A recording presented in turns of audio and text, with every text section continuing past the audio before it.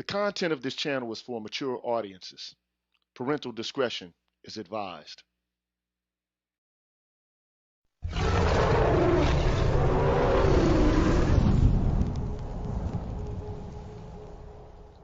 You're tuned in to the Green Gorilla channel.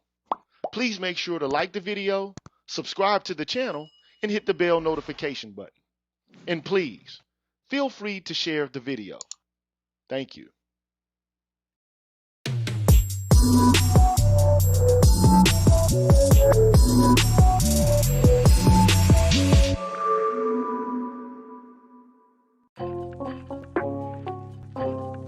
What's cracking, y'all, man? I'm GG, man. I decided to do some impromptu little joint, man.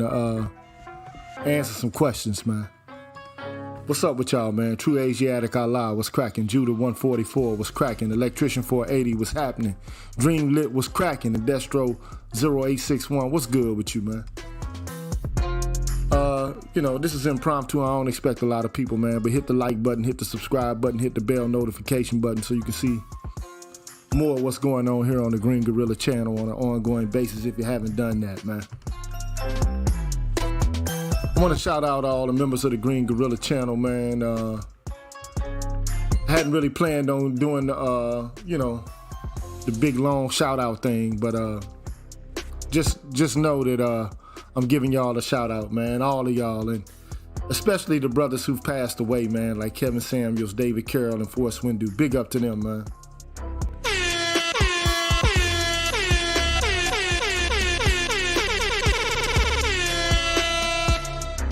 Big up to everybody that supports the Green Gorilla channel. You know who you are, man. I'm not going to go through that long spiel right now, but this ain't going to take long. All right? So let me go to my main screen, man. Let me go to my main scene, man, so I can get this in and out. All right, man. So you know what I've been doing lately. I, for the most part, have been reading a text called Dark Ghettos, right? And,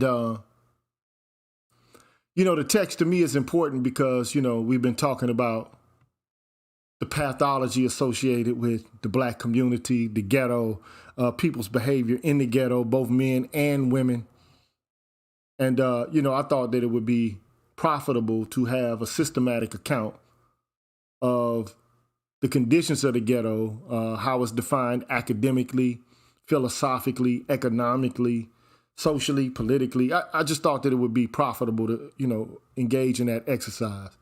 And so, of course, there's going to be people who object and people who, leave comments. And so I want to address those comments at this point, okay?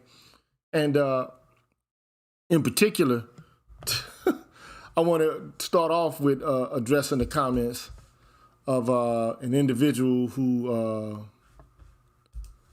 goes by the name of Kevin Yashrael 3783.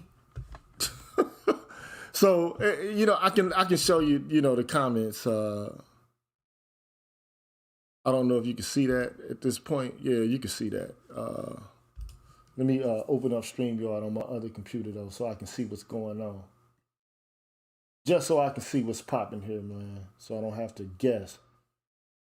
Fucking internet wants to start bullshitting right now.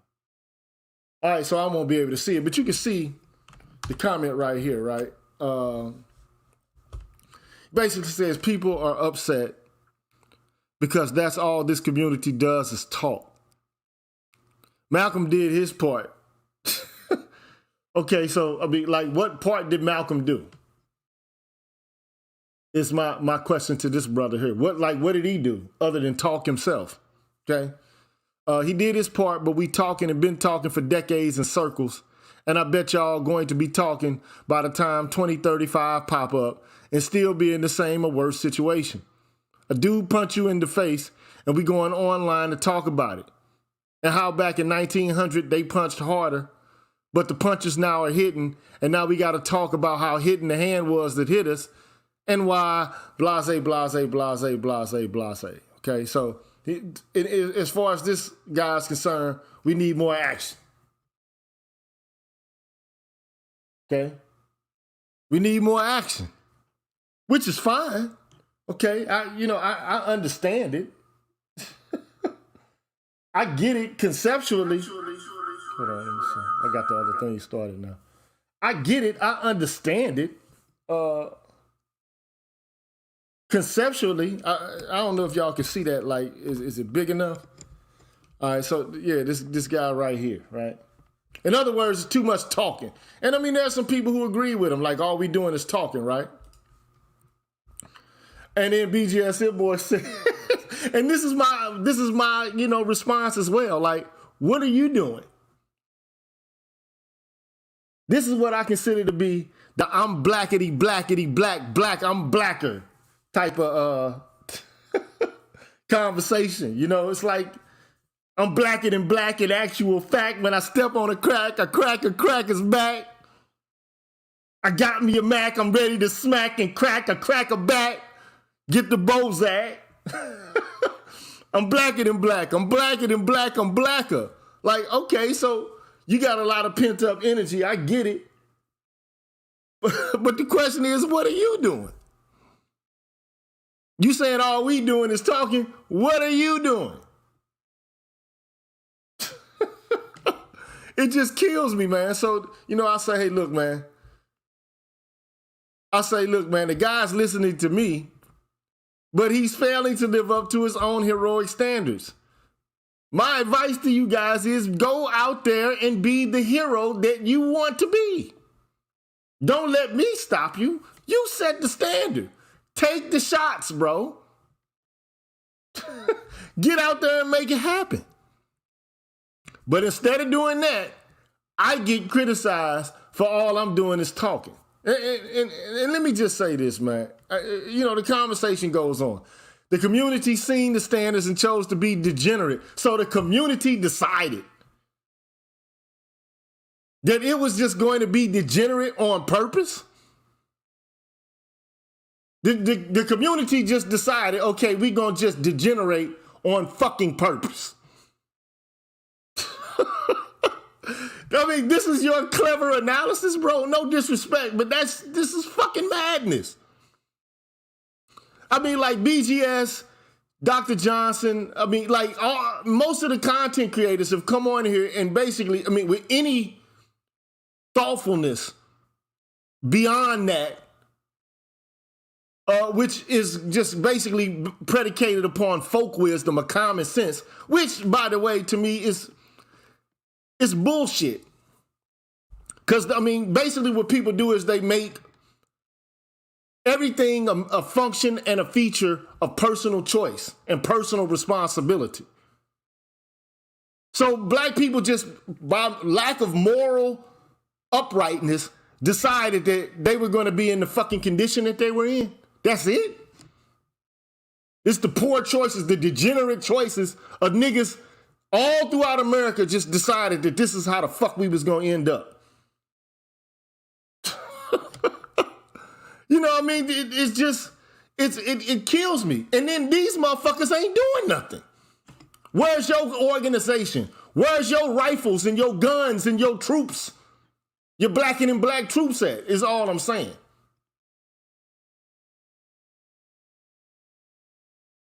I'm just asking the question, where they at? And he's like, well, niggas is just scared and shit. I've heard the argument. Niggas is scared. Scared of what, man? Scared of what? What are we scared of, bro? We scared of individual white boys? What are we scared of? We scared of the police? We scared of what? The FBI, the CIA? What entity are we afraid of? That's my question. Like, what the fuck are we supposed to, what is your bright idea about what the fuck we supposed to be doing, bro? And I say, hey, like, look, man, be the hero you want to be and change the system. If you got the answers and the courage you want other people to have, would it inspire the black masses? Go out there and be inspirational, dog. Be like Moses. Move your people. Move them out the ghetto, man. Be Muhammad. Do it.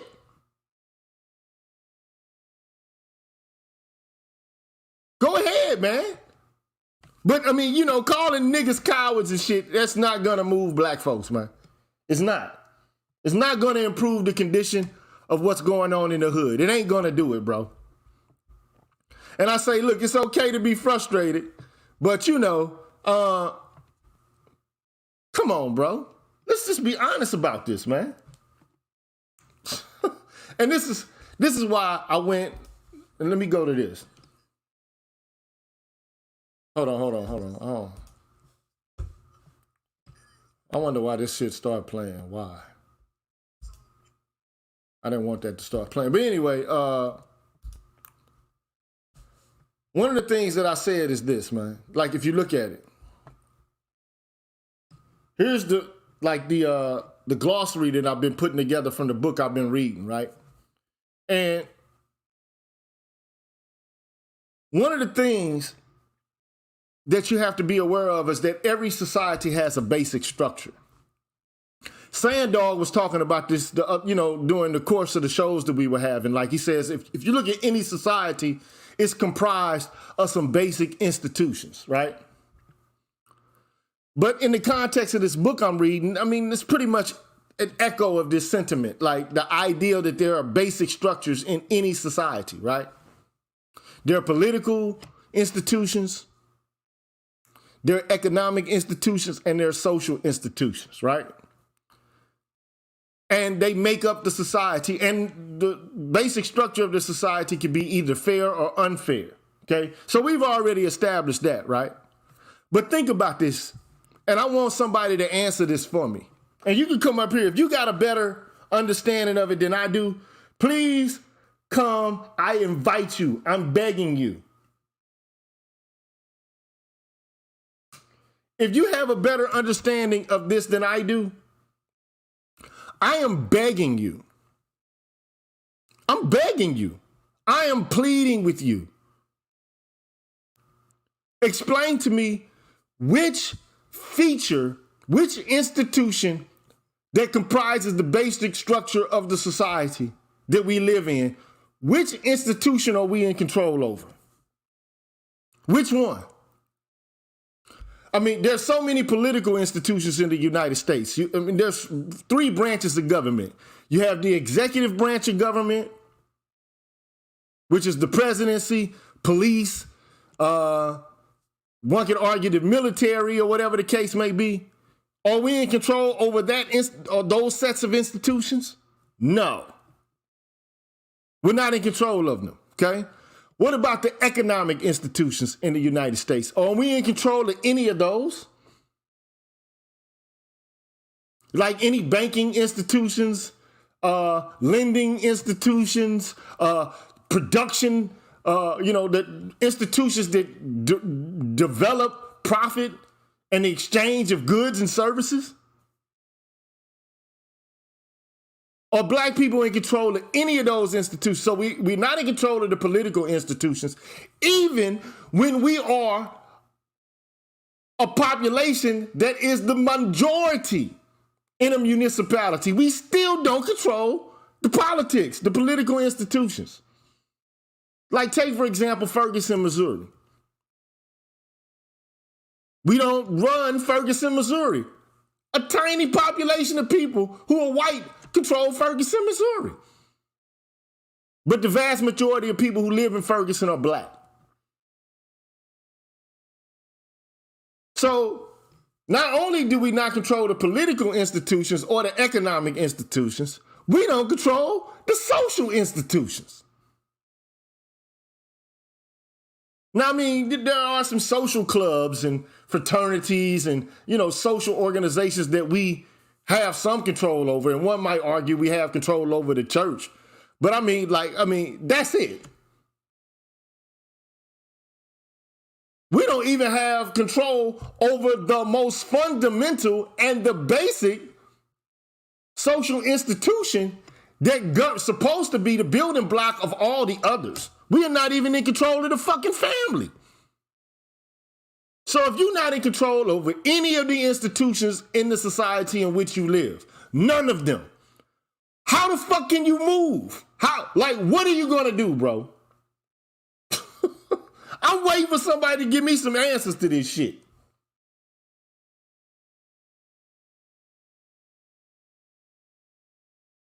You don't control any of the basic institutions of the society in which you live.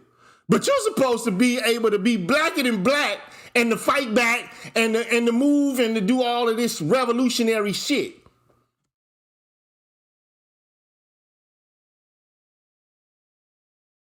How can you do anything revolution? You can't even change the fucking mind state of your own children. You can't even impact and affect. You ain't even got control over your own fucking women. But you want to start a goddamn revolution. Oh, niggas scared. What the fuck you want to do?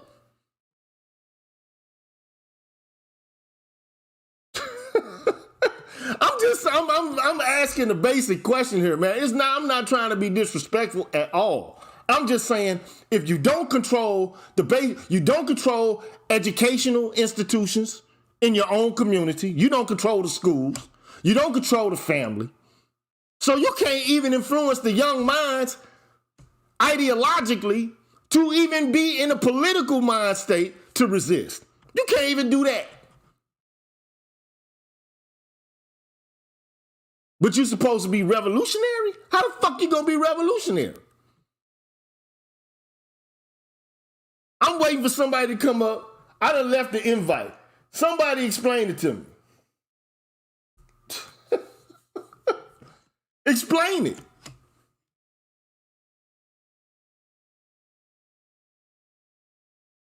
And don't just leave comments in the comment section. I need to have open mics more often and places where people can challenge what I've already put out there. And here's the opportunity. If you got something to say about it, come right now and say something about it in the open. How is it possible if you don't control any of the institutions? You don't control any major political, economic, or social institutions at all, but you're supposed to stage a fucking revolution? How?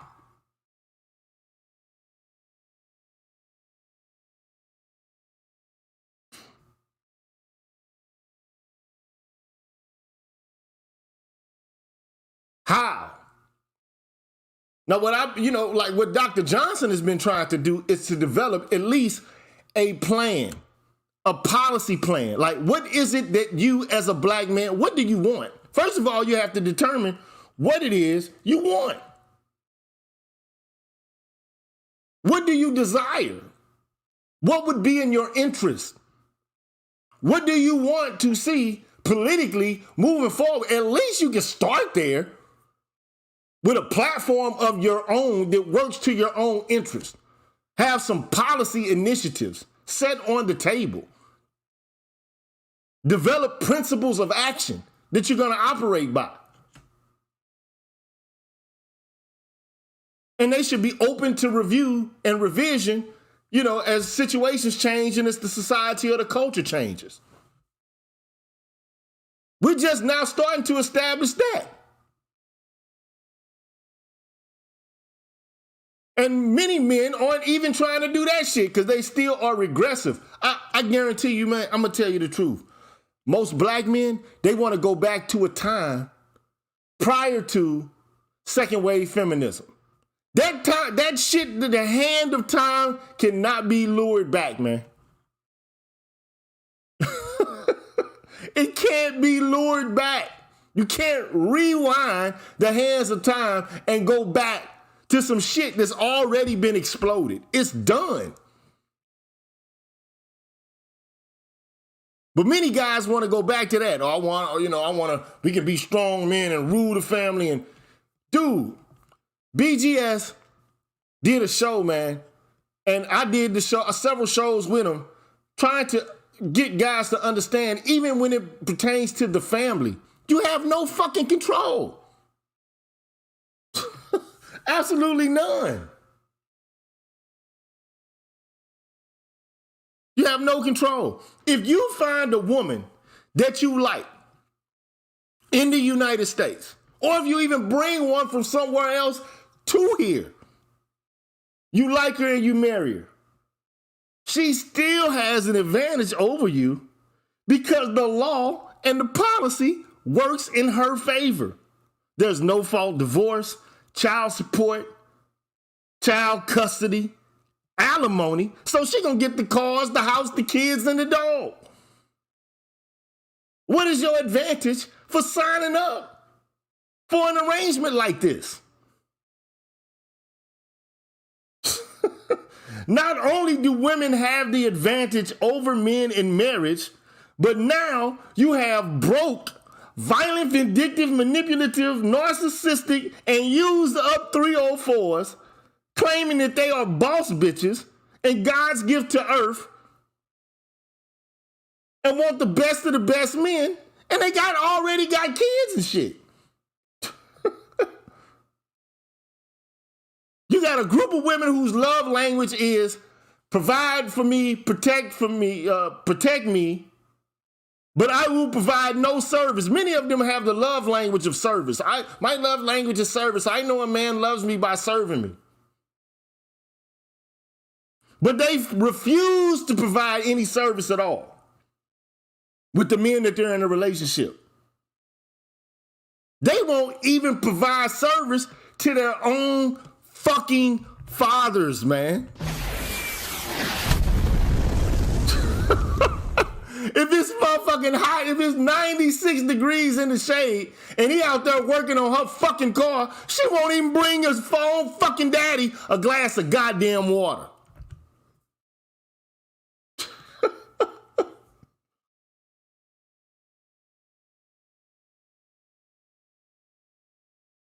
So my question is, if you don't even control the basic structure of the society, even the family, you don't even control the family. And I was referring to BGS earlier because he basically pointed out, he found a document, man, that just basically demonstrated that the Court of Chancery in England has been tampering with the fucking family for centuries. They have stuck their nose into the affairs and the business of the family and have been finagling their way into it for centuries in the Western world. In 1839, they came up with the Custody of Infants Act, which was a culmination of what they were already prying into. And so basically, the patriarchy in terms of family life, that's over with, bruh. It's done. Unless you change the policy and make it more fair to fathers. But you don't even want to do that shit. You think that you could get on the internet and change these bitches' minds? We gonna have conversations and shit? And change these chicks' minds? How you gonna convince through a logical argument to make people do what's not in their interest, to bargain away their advantage? Why would they do that?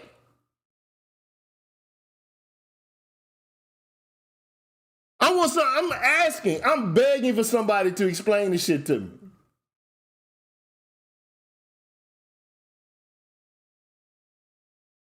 But you know what? Nobody's gonna step up and explain it to me. Nobody's gonna do it. All right, the second thing I wanna do is I wanna address this guy, man. This Slick Rick guy, okay? Because Slick Rick, this guy, I don't know who he is for real. I don't even know if he's black, man. I don't know, okay? I have no idea.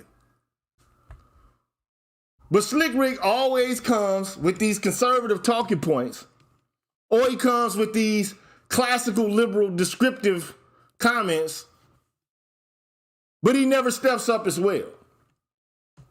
And my whole thing is, okay, so basically I showed a graphic which basically demonstrated, okay, 10% of the population of America owns over 70% of the wealth.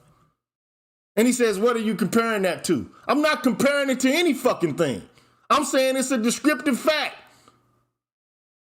But beyond that, let me just go to the real shit, right? So here's a graphic here, okay? I got a graphic. All right. This is a wealth gap graphic. Median household net worth, and if you don't know, the source is Samuel Du Bois' Cook Center for Social Equality and William Darity. This is at Duke University, okay? The guy, he's an economist at Duke University, and he put together this graphic to explain where we are. What's up, Rogan son? Let me make you little, though, so I can go over this, right? Respect. Okay? So if you can see this. Now, if you have less than a high school education and a family, this is a household, right? Right. The median household net worth for white people who have less than high school diplomas is $83,000, dog. Less than high school diploma. Less than a high school diploma. But for now, white people are in the blue. Yeah. Black people are in the gray. Right. Okay? Now I'm not the greatest mathematician on the fucking planet, right? I'm not gonna say I am. Okay? But I know one thing for sure. 83 divided by 3 is around goddamn me. It's a little under 30. Right.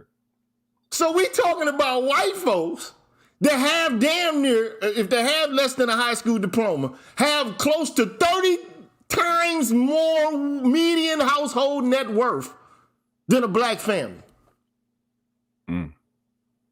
Those are the fucking facts, okay? Now this is just descriptors, not, explanations as to why. Right. Okay? This is just the way it is. If you have a high school diploma, if you're a white family, your median household net worth is $118,000. God damn. Okay? Now, I'm not a mathematician, but let's round it up to 120, right? Yeah. And divide that by 7, because the high school is 6.7K for black families, right? So let's round it to 7. So let's divide it by 7. That's 17 times more than the black family. Okay? 17 times more. Okay? Now, if you're a college graduate, your household net worth is somewhere around 70K, whereas the white family has about 26,000. No, 268,000, sorry. Okay? Right. 268,000, okay? Now, again, not a mathematician, okay? But let's round that to 270, right? Yeah. And let's divide it by 70. Okay? That's 3 times the net worth of the black family. Right. Okay? I mean, things are getting better the more educated black people are, so to speak, right? Right. There's still 38 But times. let's say you have a postgraduate degree or some shit like that, right? Let me try to make this bigger, okay? Let me make that let me try to make it as big as I can possibly make it. I don't think it's gonna get much bigger, but that's as big as it'll get. Right. Okay. Okay. So if you I don't know what it takes to get a fucking post-college, graduate degree. It's not an easy task, okay? Right. But the white family that does it has damn near $500,000 almost. $500,000, right? Right. That's a half a ticket. That's a half a ticket, nigga. Yeah. $500,000. But you ain't even at the 200,000 mark. I mean, well, it depends on. He said it doesn't include that. Yeah, that might be true, okay? But it might, though, because he's talking about net worth, okay? Not talking about gross income. He's talking about net worth, okay? So, but I would have to do more analysis of the numbers in order to, to determine whether or not debt is factored into this, okay? But, I mean, but you can see, right? Right. Now, this is important for motherfuckers to see. Why? Because if I say that there is an economic skewness in the United States that exists prior to even having a fucking discussion about the wealth gap in terms of race, if it's already skewed, okay? If it's already fucking skewed to begin with, despite race, that means you at the bottom of the fucking bottom of the fucking bottom of the bottom of the bottom. Right. I mean, you're at the bottom. You are the gum on the proverbial shoe. You are the foundation that everything is built upon. You're not trying to participate in the money game. You're the money. That's why you can't participate. You're the fucking currency. They're spending us, and they've been spending us for the longest. But you know, this is true. Okay, this is true. But not only that, I want you to think about this. So there has been, like, this paper, the Equality of Opportunity Project, that talks about race and economic opportunity in the United States. I done already been over this. Okay? And this is a paper put together by some Stanford and Harvard professors. Okay? And they basically are saying when it comes to downward mobility, black men are at the top of the list of downward mobility. God damn. Okay? God damn. So finding number 2 of this paper, right? You can go back and look at it. I'll leave a link to it or something like that, right? But I've done this before on this channel. Okay?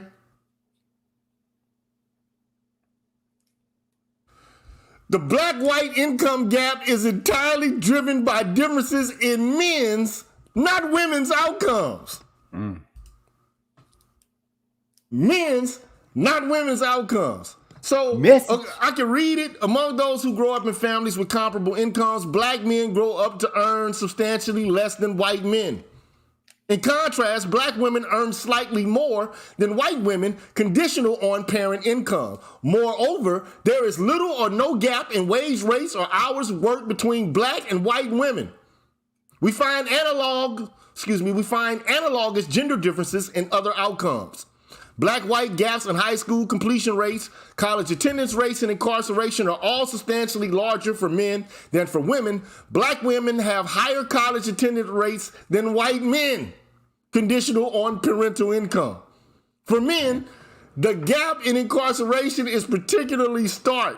21% of black men born to the lowest income families are incarcerated on a given day, far higher than any other subgroup. Now, there are a lot of guys who would say, oh, these niggas just pookies. Motherfucker, that's all this is? I'm asking you niggas to come up. All of this is just because niggas are degenerate? We already know that most of the people who are incarcerated for non-violent, more drug-related crimes. I ain't saying there ain't no violent criminals and they don't need to be dealt with. I'm not saying that, but come on, bruh. I mean, what is it that denotes what adequate generacy is by those who do the measuring, by those who's doing the judging of, you know what I'm saying, the black community? Man, all I'm saying is there's a lot of niggas in this space who basically say that black people are where they are primarily because of subjective moral failure, degeneracy. And we can talk about pathology, but where does the pathology come from? And how do you begin to clean the shit up? Well, I mean, I think this is what, shout out Mr. Z, when he talks about that you eventually start judging your people by the standard of the system. And you have to, if you're seeking to adhere through a specific narrative of what it means to be a successful people, a successful group. You know what I mean? I think what it is it's a toxic, inadvertent adherence to the framework, but not acknowledging where the framework may have some holes, and if it's not holes, we know it's not holes. We understand that it's systemically set up to be adversarial to us, but for the sake of those who speak inadvertently on behalf of the system or the matrix, right? It's like, all right, well, let's say that there are some holes there that could be patched up. Let's say that it is a so-called broken system and not operating as it's meant to. Well, when you point that out, they still don't fix it. You know what I mean? It's like, all right, well, wait a minute. If you're going to speak on behalf of the system, then, you know what I'm saying, you got to take the good and the bad, the pretty and the ugly, but they don't do that. So look, if you want to know where this data is coming from, it's called the Equality of Opportunity Project, Race and Economic Opportunity in the U.S. Executive Summary. This is just the executive summary of a larger document that they have that's probably, I've already seen it. It's way more pages than 6. This is like only 6 to 7 pages. This is like a précis, a abstract, so to speak. It's worth reading now.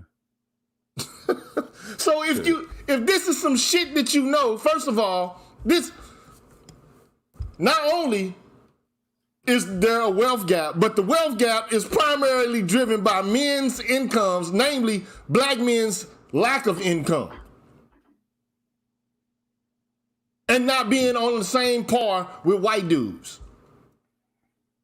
Now, the funny thing is and I put a short out there and I said, okay, well, you know, if a white woman is trying to have the power of a white man, what they call that shit? That's smashing the patriarchy, right?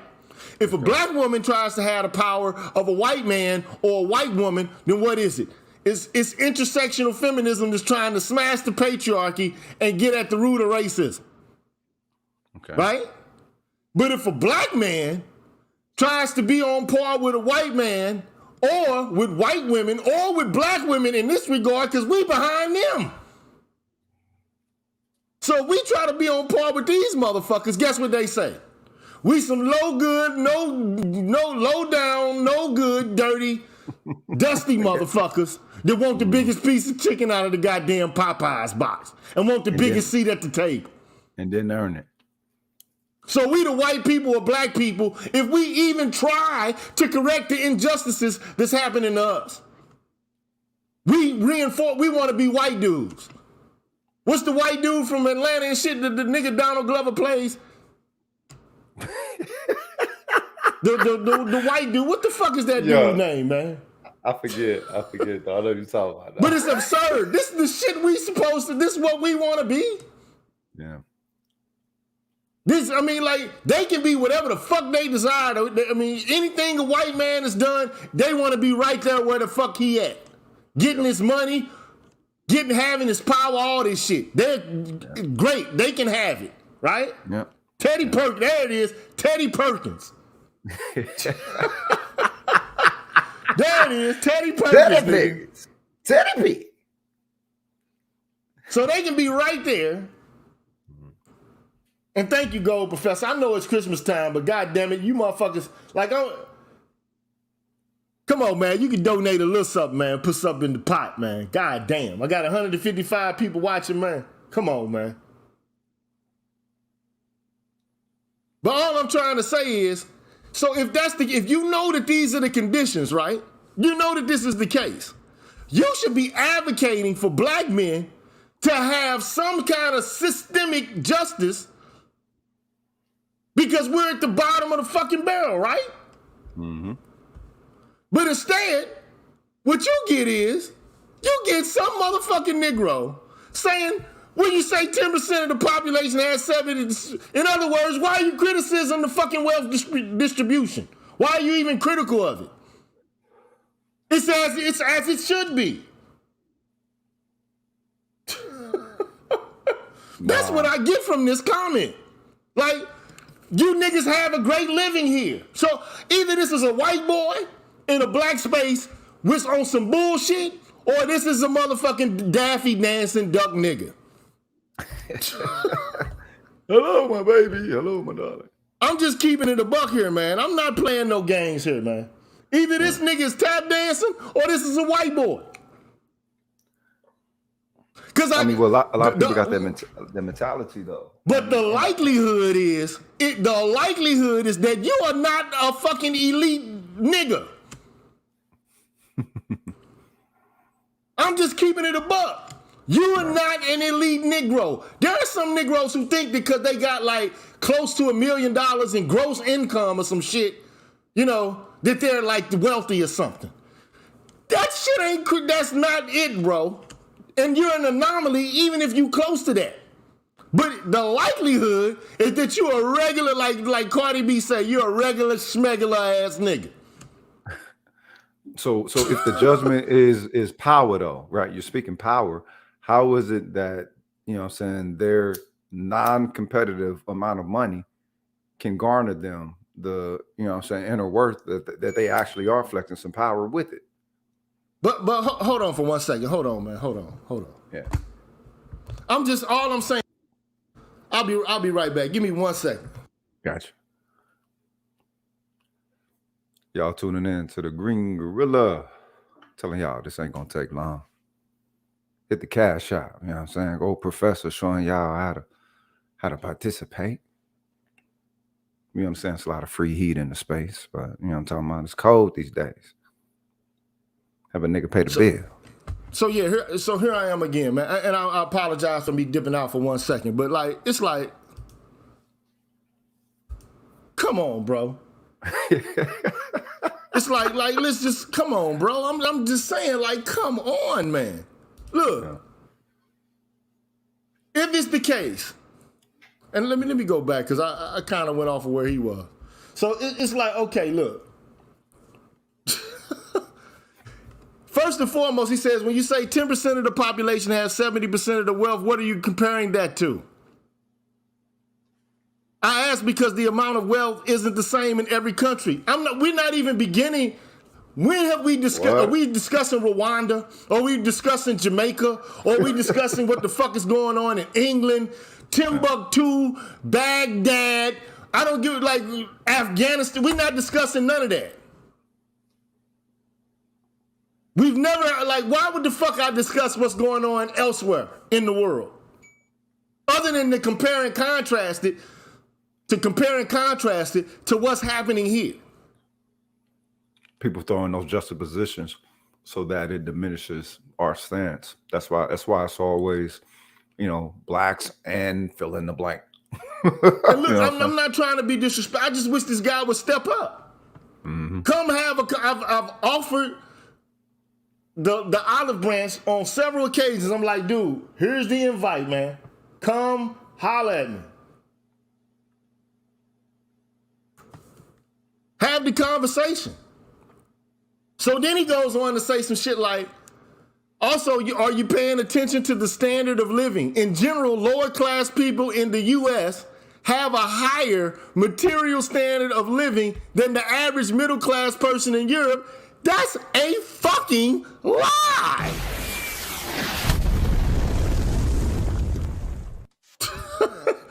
Like, which European country are you talking about? That's what I'm asking. Which European country are you talking about? Yeah, it's a lot of. So you're saying general lower class people like who live in the fucking projects in Brooklyn having, you know, like, or living a higher class life than the average middle class person in Europe, like in Scandinavia, Norway, France? I won't put the UK because the UK is damn near is just as niggardly as the US is. But I'm just saying. Canada? Yeah. Like, do we have to actually tell this fucking lie? It's not truthful.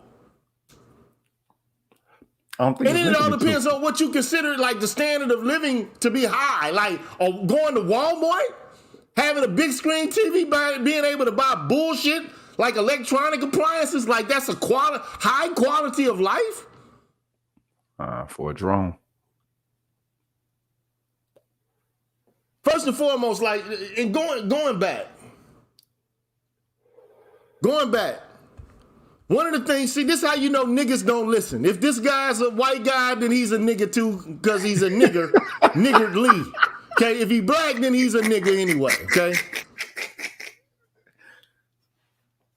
So he says, according to the global definition of poverty, there are hardly any poor people in the U.S. Okay, let's start here.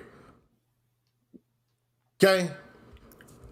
If this nigga listen to anything that's been said, as it pertains to this document, one of the things that Tommy Shelby says is, look, bruh, I'm not worried about absolute poverty. That means, okay, absolute poverty is lacking access to basic necessities, right? For long enough that it becomes health or life-threatening. Tommy Shelby says, I'm not worried about that. What I am worried about is relative poverty, a percentage of average income in relation to other people in the United States. That's what he says. And so he basically also says, look, I'm a liberal egalitarian, okay? Now, I'm just showing you I've already been over this. So if this nigga is listening, he should understand where the argument is going. He says, look, the kind of liberalism that I endorse not only worries about negative liberty, you know, which is basically the right to be able to do what you want to without being obstructed by other individuals or the government, okay? Okay, Pilgrim. I'm also worried about civic equality, meaning that every person can hold position in offices commensurate with everybody else. So there's opportunity for everyone to become an official of the state, right, or to be able to hold positions along with everybody else. There's no noble classes and shit like that or discriminatory restrictions predicated upon, you know, whatever kind of identity affiliation or identity group that you might have, okay? But then he says, also, we're worried about economic fairness. And see, everybody has a goddamn problem when it comes to economic fairness, right? Mm-hmm. And what trips me out about it is that most of the motherfuckers that have an issue with it are not in the top 1 to 2 or the 10%. This fucks me up, man. It fucks me up, bro. How a nigga or a man can belong to a demographic of people who are, for the most part, at the bottom of the fucking barrel. You are in a space where you're dealing with a fucking demographic of men who are at the bottom of the fucking barrel. And you're defending ideas and policies that work to the advantage of the most privileged people in the fucking society? I don't fucking understand it. Is it neurosis? Is it pathological neurosis? Bruh, if you a middle class nigga and you got a little bit of paper, nigga, you still got a family member that's broke as a motherfucker. Right. In all likelihood. I'm just keeping it real.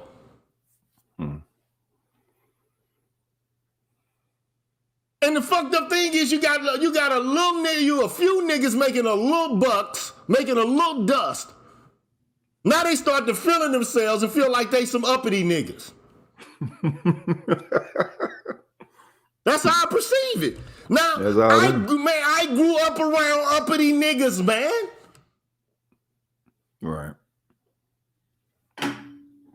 Like I'm talking about I went to a fucking a college filled with uppity niggas. For real uppity niggas. I'm not talking about first generation niggas that went to college. I'm talking about third, fourth, fifth generations of motherfuckers who went to college whose parents are doctors and lawyers and shit. Right. Jack and Jill niggas. So would you say that they were able to develop their perspective of blackness outside of that of the community that they came from due to being able to participate at a higher clip, if you will? The uppity niggas the uppity niggas I know are not as uppity as some of the niggas in the black manosphere. Oh yeah, oh good. Well, okay, yeah, this nigga super uppity. Yeah, I mean, I'm like, but it's that's some new, compensatory though. that's a new middle class nigga trying to demonstrate his fitness to be where he is. I mean, but it's compensatory though. That's the thing. You got to understand. If you pride yourself based off of where you achieve yourself within the framework of the system, that means that you've been judging yourself by that the entire time.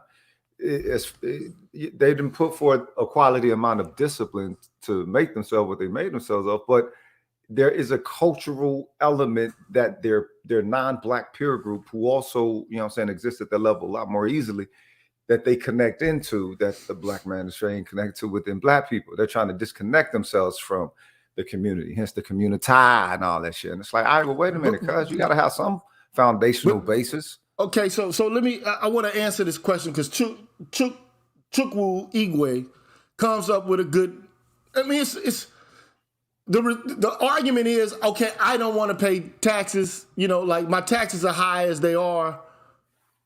I really don't want to pay more to help people who are less fortunate than myself because I deem myself worthy of the income I'm making. I don't want the government to pay more. All right. Make me pay more so that I have to help people who are lazy, who are chiselers and loafers. Okay? So, I mean, this is the common argument, right? Right. That, you know, like the people who don't have much really just don't take advantage of the extensive opportunities that exist within the context of the United States economy. They just, you know, like they just to a degree, there is some form of there is a rightness in that, because there is a what is it that apathy. There is a factor of apathy within the community. So, but I wouldn't say that it's chronic or terminal. You know what I'm saying? I think Katz is deeming it to be terminal as opposed to chronic. So you know, I get what you're saying. And look, there's no fatalism here. I mean, right. You can argue that there are people who could come out of poverty and make something of themselves. Okay, we're not denying that. Right. That's always been the case. There have always been Horatio Alger stories. Right. Okay, but to make an exception to be the standard, that everybody has the capacity to do this because this nigga did it. Like everybody, then they'll refer to the Pareto principle and say some shit like, well, you know, it's only going to be 20%. You already demonstrated that there's only going to be a certain amount of motherfuckers who actually get through anyway. Exactly. Through the Pareto principle itself. So they're not acknowledging the system. They're not rightfully acknowledging the system. Now, is it that they can't, or is it that they won't? Bruh. Because the framework obviously ain't important for some reason. I don't know. I think framework and structure and that which the maze that motherfuckers run in is just as important as the fact that who it is that's running the motherfucker. You heard? All I'm saying is all I'm saying is, look.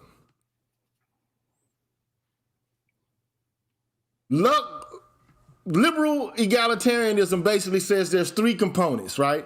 You have to have negative liberty, extensive width, equal social, you know, or civic equality, meaning that you can hold positions and occupy spaces that everyone else can. There's no lords or ladies and shit like that. No nobility. Everybody is socially equal, okay? That's what civic equality means to me, okay? But there also has to be a substantive amount of economic fairness such that your initial starting point in the culture is not something that condemns you to debt. Or if there are any trends that are basically relegating your demographic to poverty relative to everybody else, then it demonstrates that there's something awry in the fairness of the system itself. Now, as a black man, you already know what the fuck the problems are. You're supposed to. We already know what the issues are here. Right. We already understand what the problems are. We already know We already know what the issues are. The problem ain't never been known. The problem has been acknowledged. This has nothing to do with trying to improve the quality of your own life, Rael. This has nothing to do with trying to improve your status. But one thing about it is, as you improve your status, most other groups uplift as they climb. Whereas we tend to, you hear it even in the ethos of our music. I got this and I got that. Bitch nigga, look at my shine. Oh, you hating ass nigga, fuck you, nigga. I'm fucking your bitch. Yeah. This is the attitude we take up with each other. Look, bitch ass nigga, that nigga wearing, that nigga smoking midget, I'm smoking presidential, or whatever. It don't even matter what it is. You can't even say I'm lying about this shit. So if a nigga gets a little status, his head is big as a motherfucker. I'm not saying that you shouldn't improve the quality of your life. This is not about that.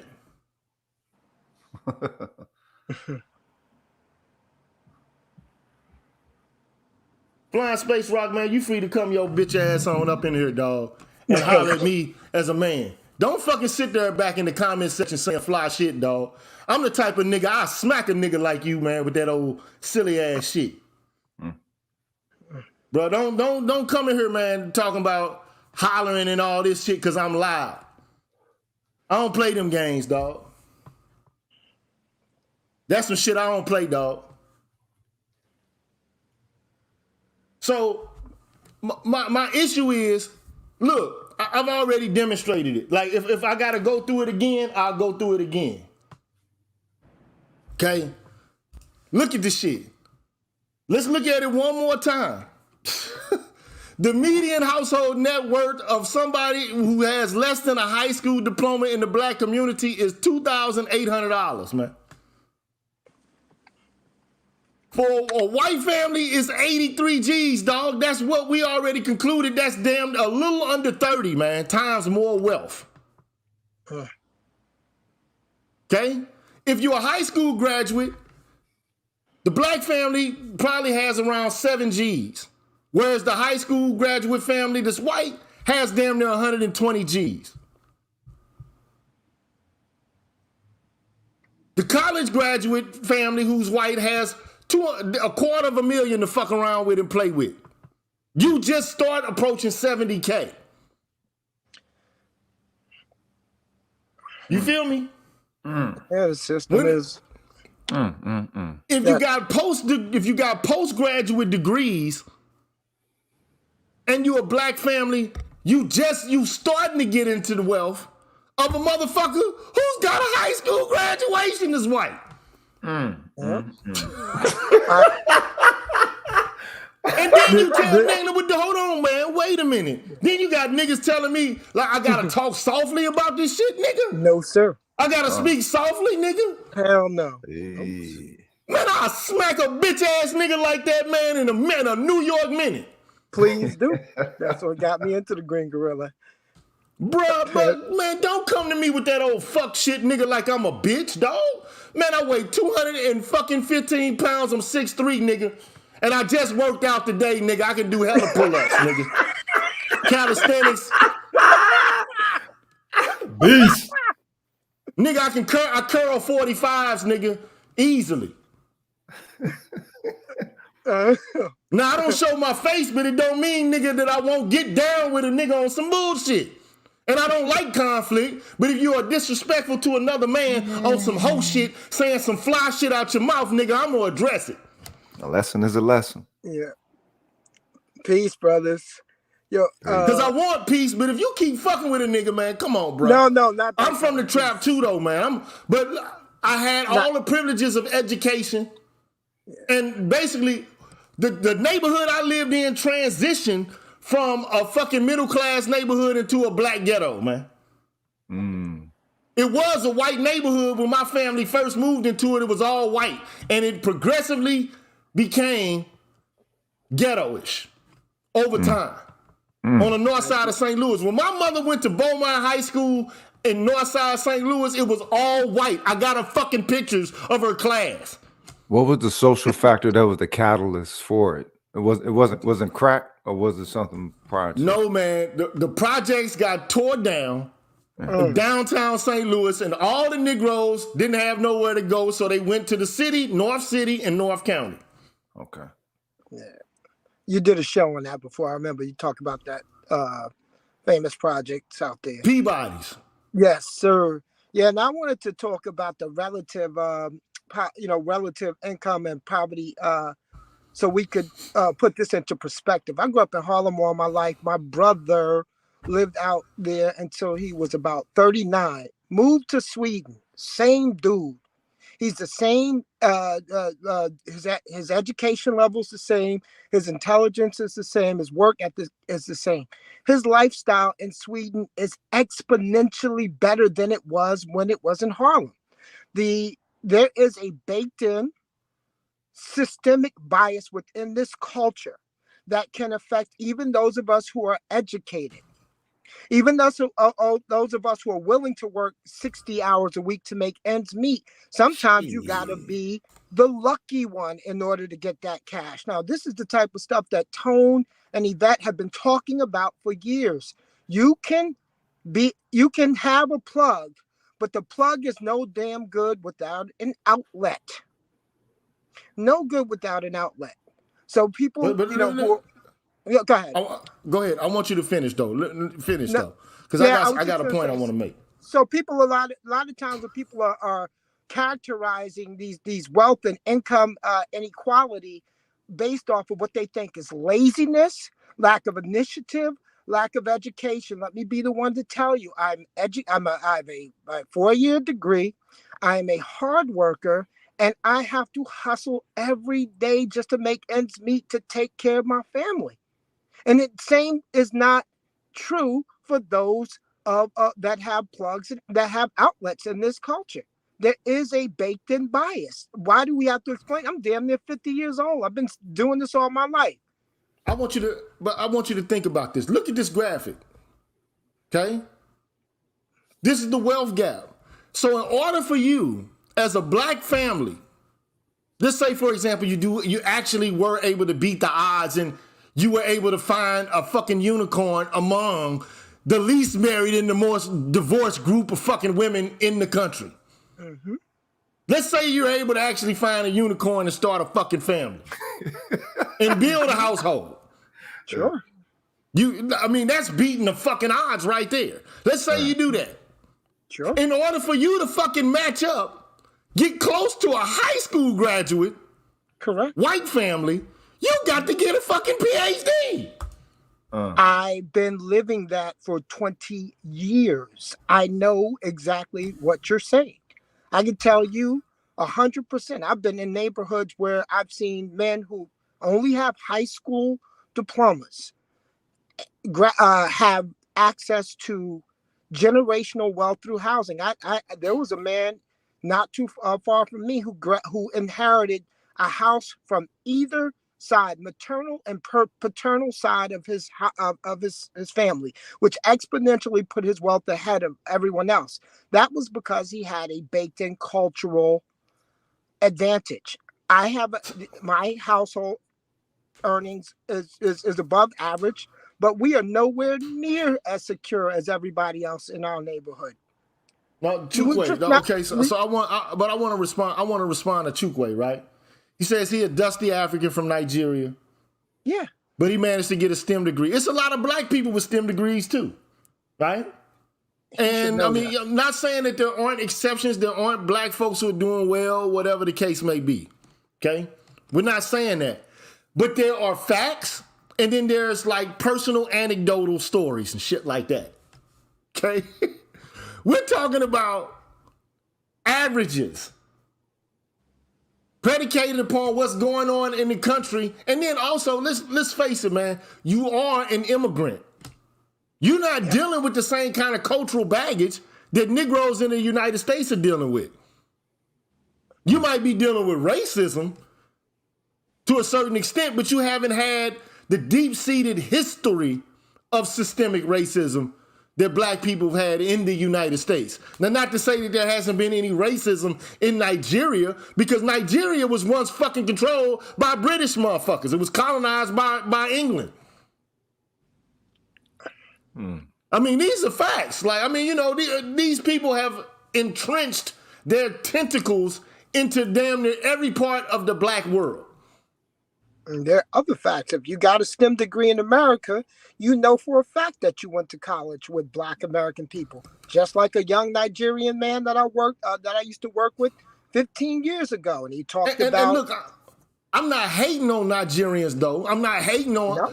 No. See what? Like a lot of people think that we should create more parochialism. Like I do. They have to understand. We have to be adamant about letting them understand the difference between their experience and our experiences as Native American African descendants of slavery. We have to let them know that there's a difference there, okay? But I mean, you know, but we also have to be mindful that there's some similarities is there as well. Right. We have to be able to take the differences and the similarities and utilize them to all of our benefit. But it doesn't benefit us for them to say, look at me, look what I've done, and you niggas didn't do shit. It just has to be a feature and function of my moral superiority and your unwillingness to do shit. I hear it all the time from people of color. I always make so we have to, but we, I mean, look, we have to be, look, I know a lot of people don't like me for the positions that I hold, and ideologically, I am a Pan-Africanist to a certain extent, okay?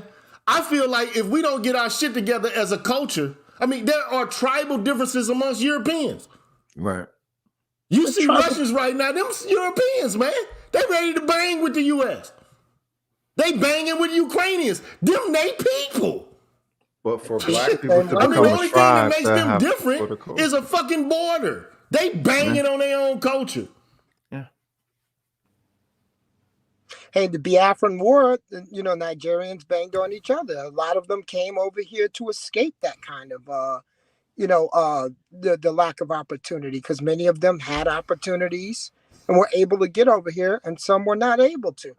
Again, being a person from the Northeast Coast, we were raised Pan-African. I don't know about you, Gigi, but it sounds like we came up the same way. This is how naive. But let me look. I gotta respond though, right? Reyes, this is how naive you are. Okay, just because you don't have a term that says Pan-Europeanism, there's definitely some Pan-Europeanism shit popping off. Now they have internecine warfare with each other, but if you've never heard of like the Peace of Westphalia, you never heard of the North Atlantic Treaty Organization? They create treaties and they actually put together economic and militaristic plans together, whereas we don't. They actually do the shit. And yes, there is the European Union. Them motherfuckers put together 50, 75-year plans on how they gonna run shit in different geographical and territorial locations. And they come up with systems and plans of not only just hard militaristic power, but economic power, exploitation, along with propaganda power. Isn't that what NATO is doing? Isn't that what the Ukraine and Russian conflict is about right now? The expansion of NATO, Western European powers trying to bolster, trying to isolate Russia so they can bolster the Ukraine in order to create better trade for those people. And that what's happening right now? And been happening. And let me just say this, right?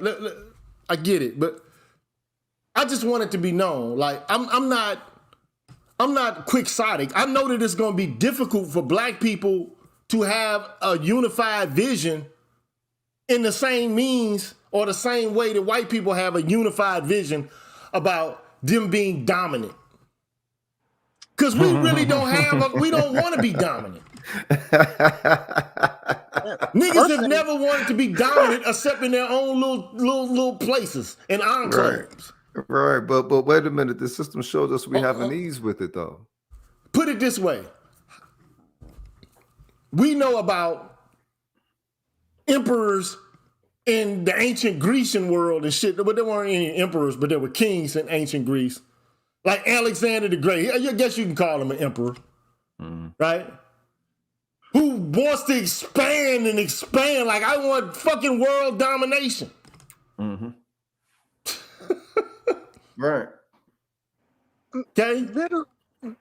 Literally, I mean, like Egypt had some sort of, like, there was a, if you look at Kemet, if you want to call it that, or Nubia, the constellation of African kingdoms were never hell-bent on expanding way past Africa, every goddamn where else on the fucking planet.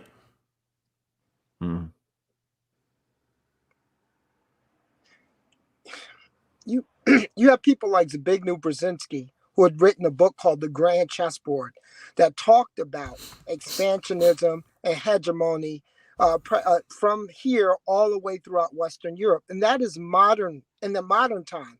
People like Brzezinski and Nixon's boy, Henry Kissinger, have been working on this expansionism in our lifetime. We see it. If you know anything about anything out there, we see it in terms of what their reach is. Zbigniew Brzezinski was part of the Trilateral Commission. Them motherfuckers, man, they had a plan after the 60s on how to, basically nullify the radicalness that they saw taking place in the context of the country at that time. And they attacked the educational institutions and upped the price of tuition and admission to these places.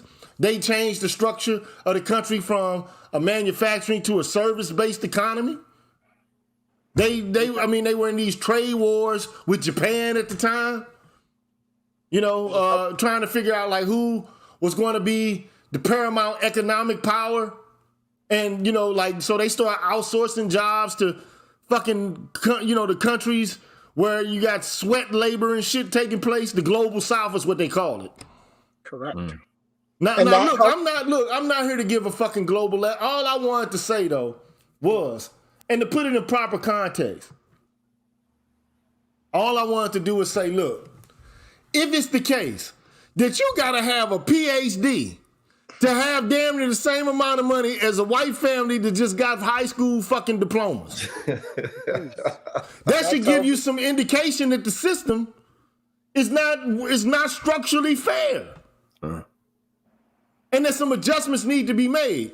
If it's the case that you got less than a high school diploma and you cool, like 83 ain't big bucks and ain't big banking, but according to niggas it is, because the niggas, this is the largest amount of sometimes that black people ever see is doing fucking income tax season, if they got kids. That's the biggest amount of money that they'll ever see. Am I wrong? And they fucking find a way to spend it in 1 month and a half. The shit's gone.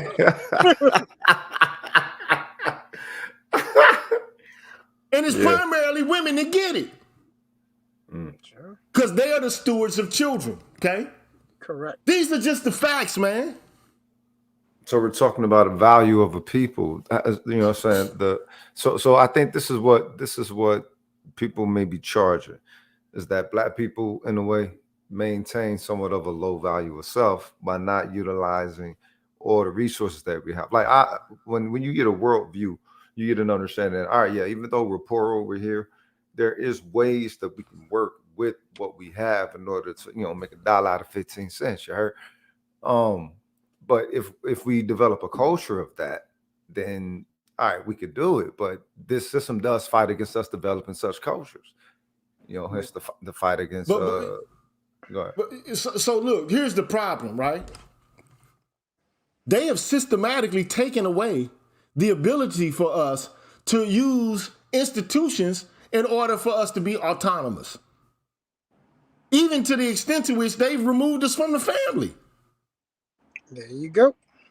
You don't even have the capacity to educate your own fucking kids. And now we're at a war. Like let me tell you what happens, man. You know what white people do, man? They divide and conquer populations of people, man. It's called psychological operations. This is what they do. Now you can say, oh, well, it's just, it's just, you know, this is too much. Like, there's nothing, white folks are not playing in this. They haven't done, I mean, you know, slavery was so long ago. Bruh, these people are masters at dividing and conquering. They do it ideologically. Right. Perfectly. They do it politically. They do it economically. You think these people don't know that they're creating like these rifts between us and our families? They knew what they were doing when they had the welfare policy that they had. They could have, if they really were actually interested in ensuring that black families had the wherewithal to improve, other than this welfare stopgap measure bullshit predicated on mothers' pensions programs, which is what the ADC was initially. Okay?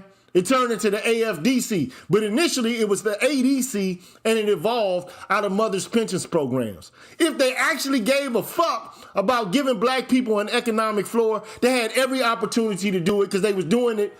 They was definitely doing it for white people with FHA loans and the GI Bill.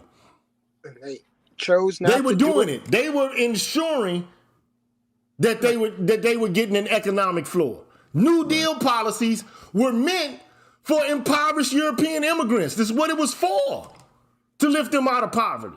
To the exclusion of ADOS people.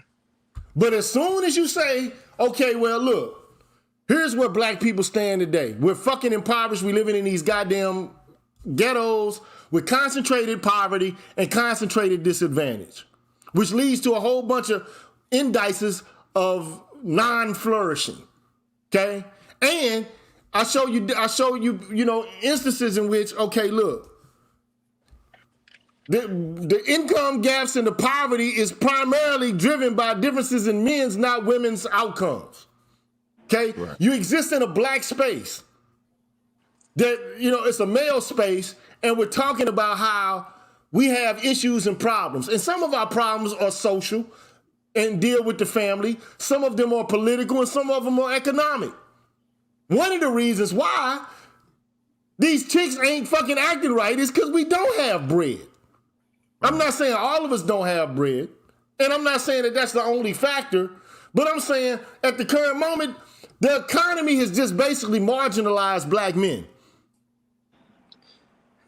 And hasn't tried to do a damn thing to bring us up to par so that we can have stability with our families. And this is why, you know, BGS keeps talking about the fucking Moynihan report and how the work earlier just was based upon the research of E. Franklin Frazier and Kenneth Clark, who was like, there's some fucked up shit going on with black men in the United States. We need to heal it so that eventually we can get our families together and we can start building wealth and be normal. A lot of us who are ADOS know that particular stuff because this is part of our history. But what you find is, and what I find is, people who have come over here recently from 1980 on have come into a country where they have seen the destruction, as it were. But they don't know how the sausage was made. So they become part of the social, political, financial, anti-black structure as well, and them not being white takes off the what it does is it takes off the when we talk about the chasm between white and black, you'll get a host of people from a bunch of different countries pointing at you and saying it's got nothing to do with white and black. I'm from Nigeria, I'm from India, I'm from Pakistan, I'm from Korea, and things are working for me. I'm from Trinidad, the whole 9 yards. Because they don't understand. That's because black isn't received as a culture. They're not understanding the history and the culture connected to it. It has nothing to do with skin color. The skin color is a classification. It's a defaulted classification. But the way that we existed within that classification is what made us the culture of black. Right, but I said ADOS for a reason. I said ADOS for a reason. But yet because still, we fought for the opportunity to get people. With our people who were here for decades and centuries, by the way, fought for the opportunity to get people to be judged by the content of their character. It's like you fight the bully to get into the lunchroom, and when you beat the bully, everybody else kicks your ass to the ground and stomps all over you and get to the line and talk about, hey, why you ain't in here? You must have not tried hard enough. They didn't watch us fight for this. Bruh, and then when you try to teach them, they don't care about it. Okay, so the men they Teresa, don't have man. empathy. All I'm trying to say, T hold on, this Fitness. You call me is T another guy that's Fitness. trying to come in here. Let Yeah, me it's just say me. this, right? Let me just say this, right? Look, the chart is fucking clear. Like, numbers ain't lying. Okay? A high school graduate white family has a median net worth of 18 G's, bro. That's low. 18,000. Now, I mean that's 118,000. Sorry, 118 G's. That's not. It's a tenth of a milli. Okay, but a Still nigga not ain't low. even got a motherfucking tenth of a fucking goddamn Uh, hundred. all right. I was listening. I think that's Noble's voice that's in there. By the way, man, I hope you patent that logo because that is a tight logo, and I would buy that T-shirt every day, all day. I like Well, that you logo, can go bro. visit. You can go to greengorillachannel.com and cop you one today. Thank you very much, sir. You got it. So listen, I'm gonna come from the '60s because I hear and I'm like, I agree and I don't agree, but I agree and I don't agree. In the '60s, you must understand, coming through that Martin Luther King bullshit, which I'm still not a fan of King. Colored folks, notice I did not say black. Colored folks had something that was real. It was called money. A dollar had a better value. It had a better value. So we go from colored, white folks stayed white. We went from African American, which I still say fuck Jesse Jackson. I still wish somebody beat the shit out of him because we wasn't that. Preach. Basically, we was nothing but money. We had our own schools, and I don't like the fact that King kind of sniped us into this bullshit, and I still don't go down with him. And it's mighty funny in the South, Malcolm X's name was not mentioned. Two things that don't exist: black people, white people.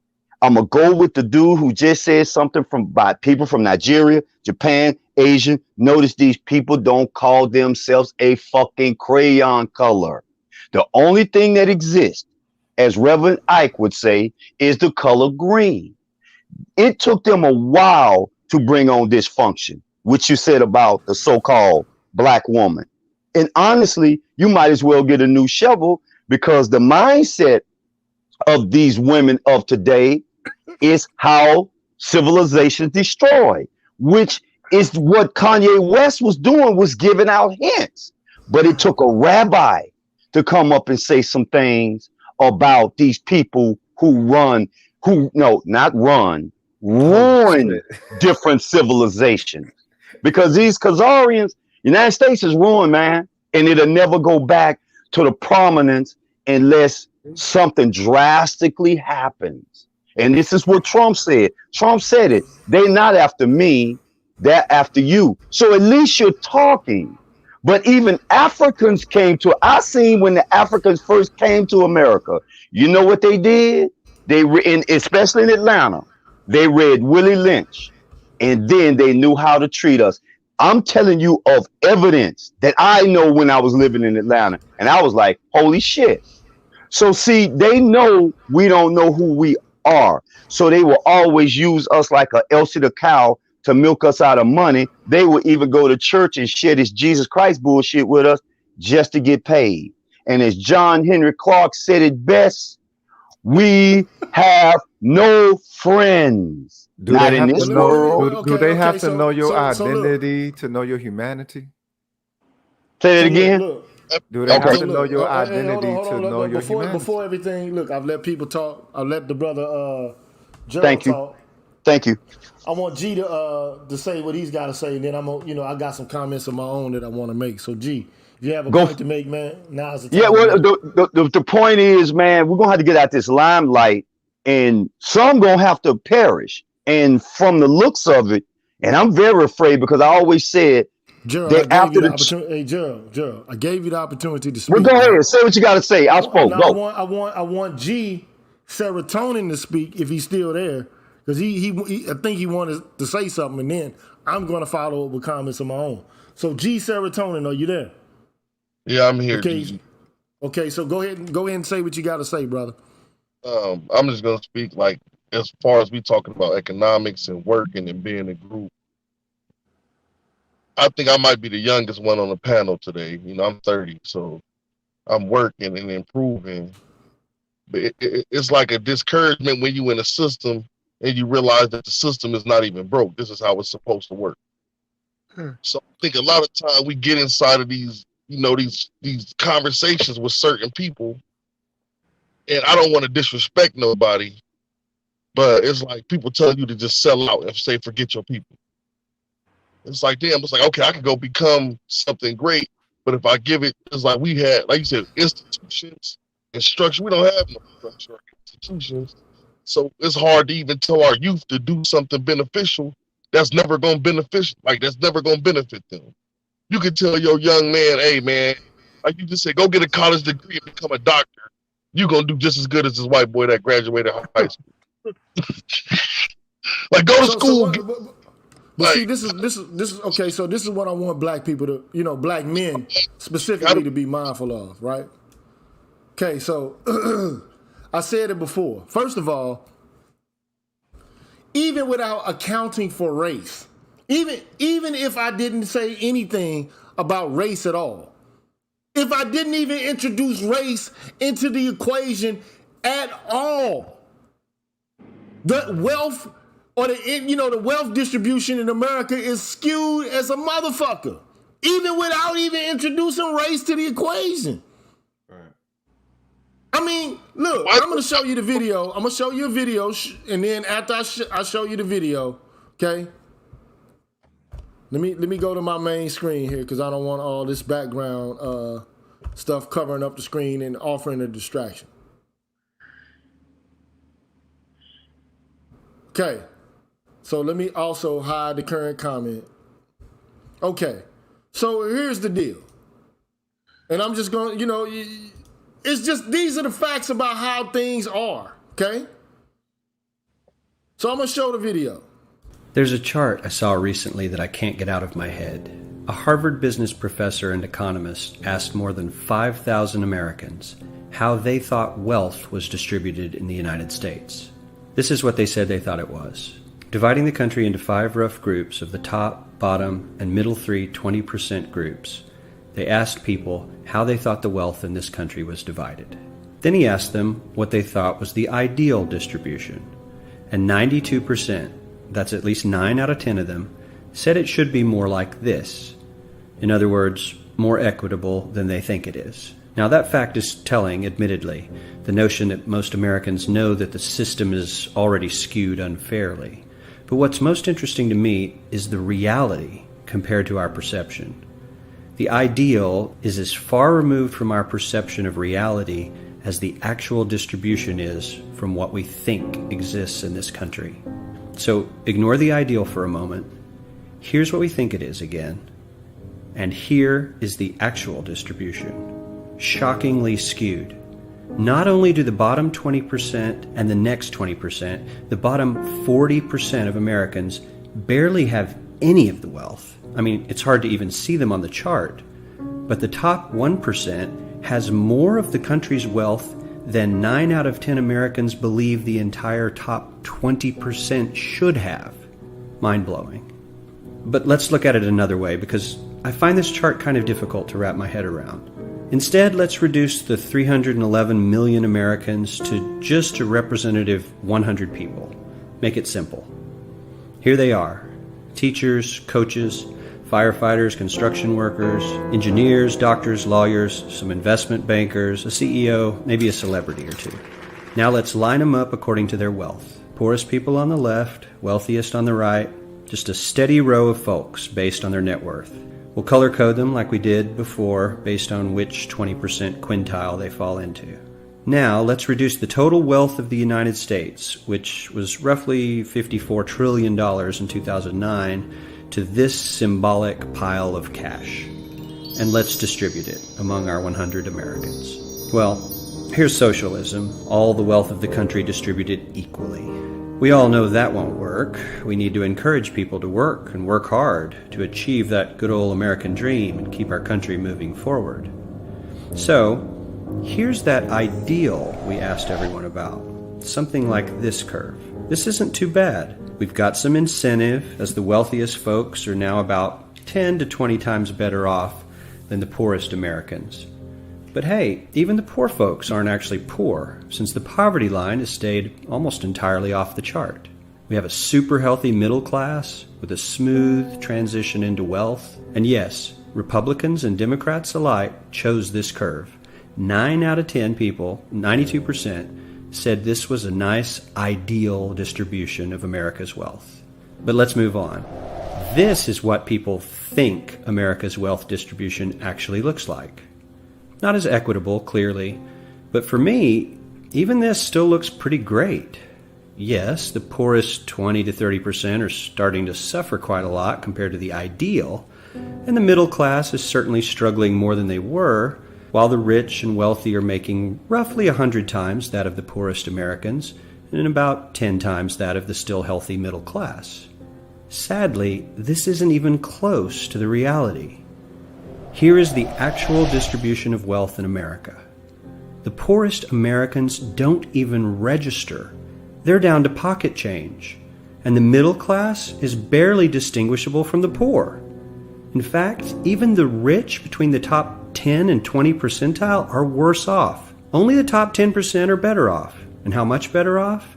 So much better off that the top 2 to 5% are actually off the chart at this scale.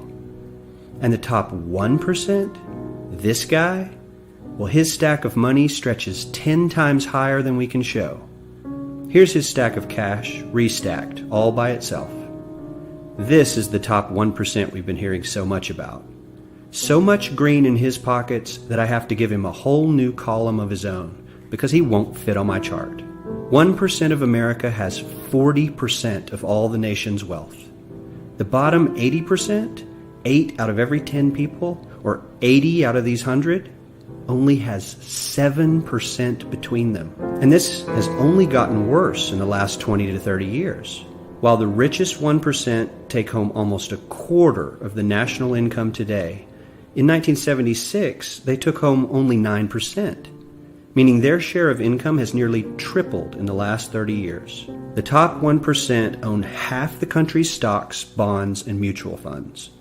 The bottom 50% of Americans own only 0.5% of these investments, which means they aren't investing. They're just scraping by. I'm sure many of these wealthy people have worked very hard for their money. But do you really believe that the CEO is working 380 times harder than his average employee? Not his lowest paid employee, not the janitor, but the average earner in his company.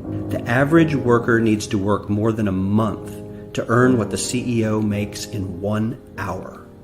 We certainly don't have to go all the way to socialism to find something that is fair for hardworking Americans. We don't even have to achieve what most of us consider might be ideal. All we need to do is wake up and realize that the reality in this country is not at all what we think it is.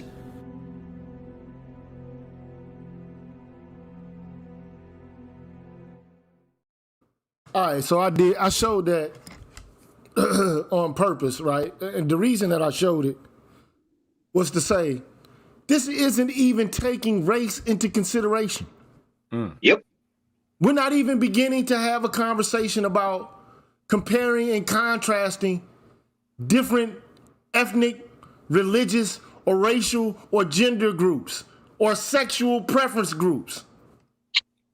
We haven't even begun to have a conversation about that shit. Not even. Not, and the book that I'm reading to you guys, if I must go back, is a book that basically says, look, okay? And this is, I'm reading the text, right? You have major political, economic, and social institutions that make up the society in which you live, right? This is the basic structure of your society. It's political, economic, and social institutions, right?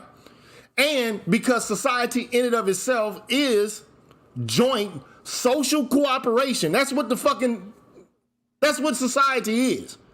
Social cooperation, right?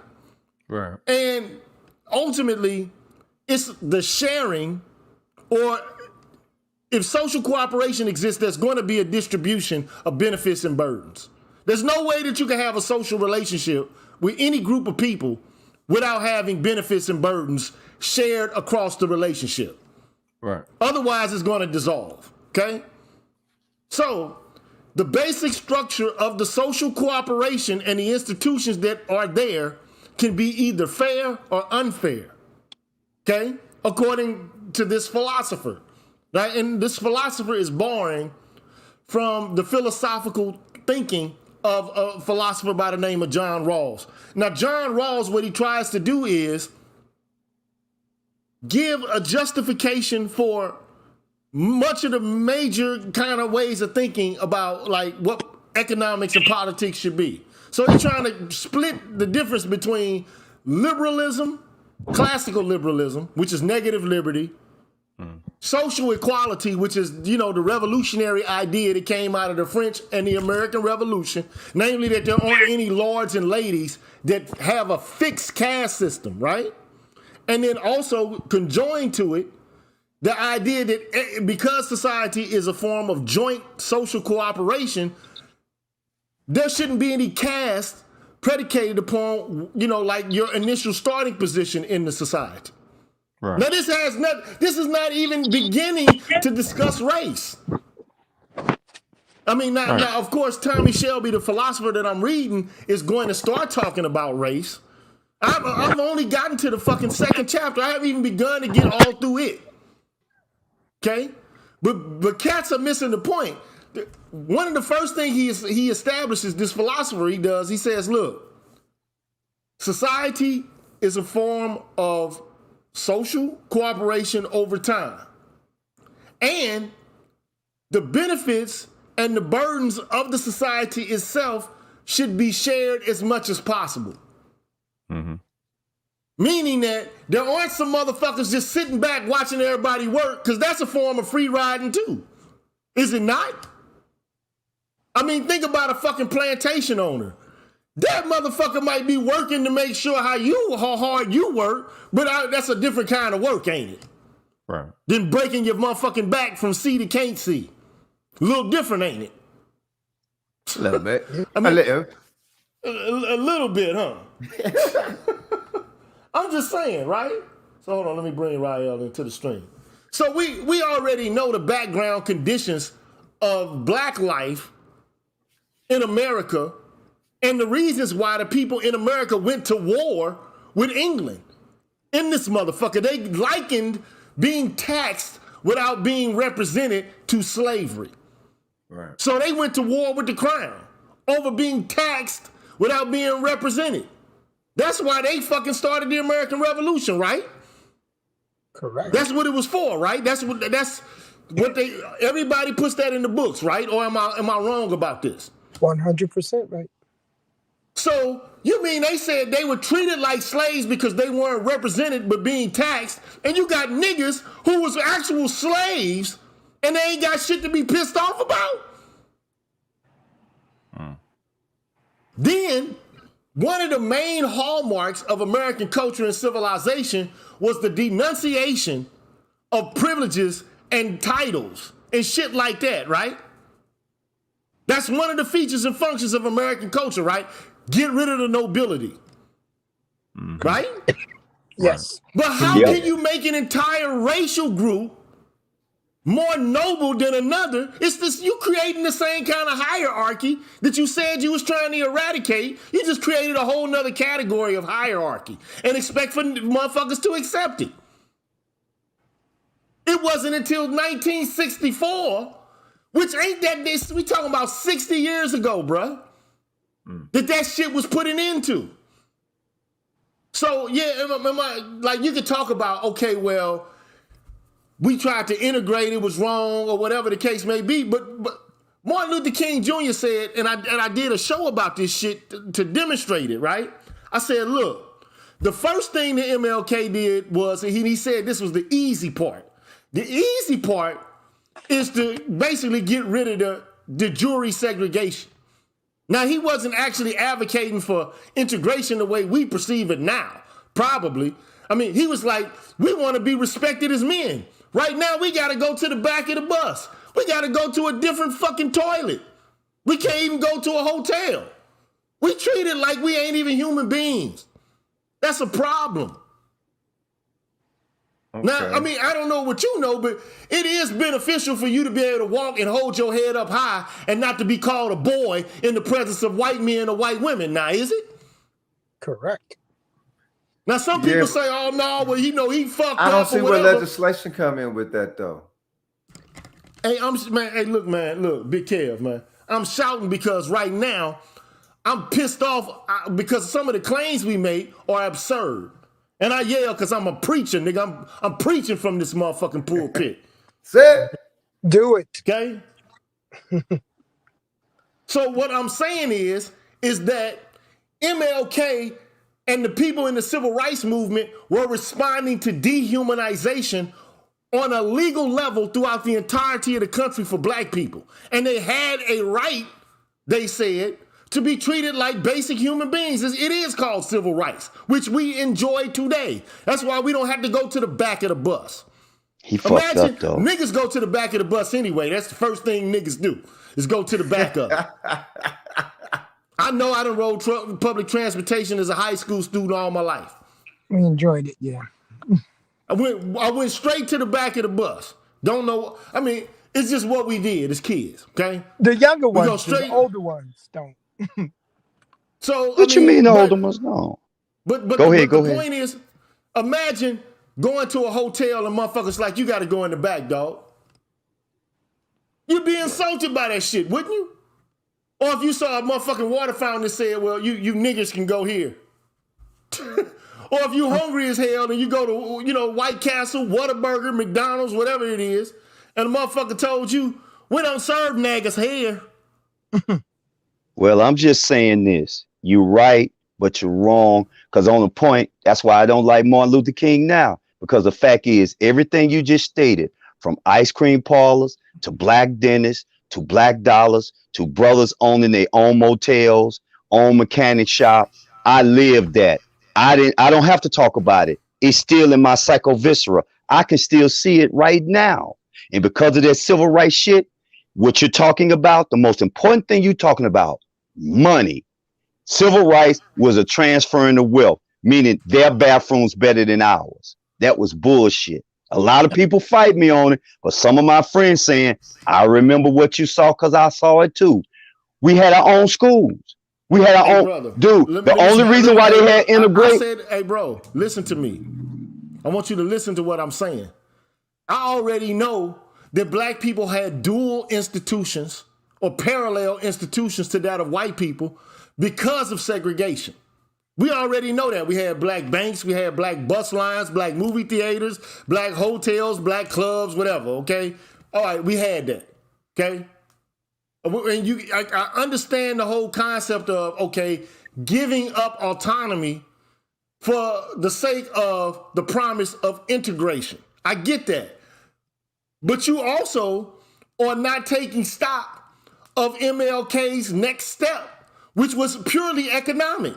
I'm not going to say it was purely economic, but it was racial and economic. I think he was in favor. He was looking for reparations. Reparations. Right. It's what the fuck he was looking for. So the first thing he said that the first task to eliminate de jure segregation was the easy part because it was a spectacle surrounding it. And it was easy to see. And the whole world can look at the contradiction of America claiming to be the land of the free and the home of the brave, but it's subjecting its own citizenry to segregation and to violence by means of having dogs sicked on them, water hoses sicked on them. Getting hosed down, getting hit with billy clubs and shit, just trying to occupy public spaces and places. Switching the wealth. Yep. So the next thing that he wanted to do was start up his poor people's campaign. That's the next thing he wanted to do. And he said it was going to be much more difficult, and he doubted that white people had any stomach for it, or that they actually were really willing to do more than give lip service to equality. And they weren't going to give up that. That was his next plan. That's what he fought for, and that's why he got killed. Well, actually, Go ahead, because I still. We get. Look, we can already say, and MLK himself said, "I have a fear that what I've done is I walk my people into a burning house." Yes, but you know who put him on game? He's aware. I was gonna say you do know who put him on game because he didn't know it. It was Malcolm, the Honorable Elijah Muhammad. No, it was Malcolm who talked to Coretta. He wasn't. It was Malcolm who talked to Coretta. Coretta put a bug in his ear. The one speech that said, and quote, because Gorilla, you're talking about that money. He said, "We are a prisoner in our own land. We're going to DC and get that check." They was like, "No," he didn't woke up. Because remember, MLK was on their payroll. He was a front man until he woke up and he said, "Fuck that. I'm turning against my handlers," because he did have love for his people. He never lived another day. But I want to posit something to you, okay? Now, it's very important for you to understand this. I've been over this before, right? And this is what a lot of people don't see or understand. Like, I love Claude Anderson. You know, like, I like him a lot. Okay? But I think he's old school, and I think he's not cognizant or aware of the changing of the market of the economy and the gross domestic product of the United States. And the reason I say that is, if you take any business that black people may have owned in the past, right? Like local mom and pop stores, like somebody's fucking around with dishes and shit. Who's doing that? I don't know who that is. Let me start muting motherfuckers, you know. Keep going, man. Keep going. Don't break that thought. Keep going. Okay, so black people had small businesses, if you want to characterize it as that, right? Like movie theaters, which were local, okay? They weren't franchises, okay? Like the whole concept of the franchise had not been instantiated during the time of segregation, where you got McDonald's, like it's in 50 states or some shit, okay? But increasingly, the economy of America has become franchised, it's become financialized, okay? And so you used to have mom and pop stores that, you know, served local communities and that were predicated upon family business models. That's gone. Yeah. I mean, even for white people, I ain't gonna say it's totally gone, because you can't totally destroy it. But by and large, like, you got big box stores and shit and big appliance stores. They fucking destroyed mom and pop stores, bro. So what you saying, big money take little money, right? All the time. Okay. Big bank take little bit. But what I'm saying is this, right? When Walmart came on the scene, that shit drove Sears out of business. Like, Sears is a big fucking business, man. You are absolutely correct. Amazon.com drove local bookstores and shit. Like, I remember going to local bookstores, dog. Yeah, you're right. You are right. Going to the bookstore, like, even black bookstores, buying the books and shit. Like, okay, let me go. I'm going to Sankofa today. That used to be the shit in St. Louis, Sankofa.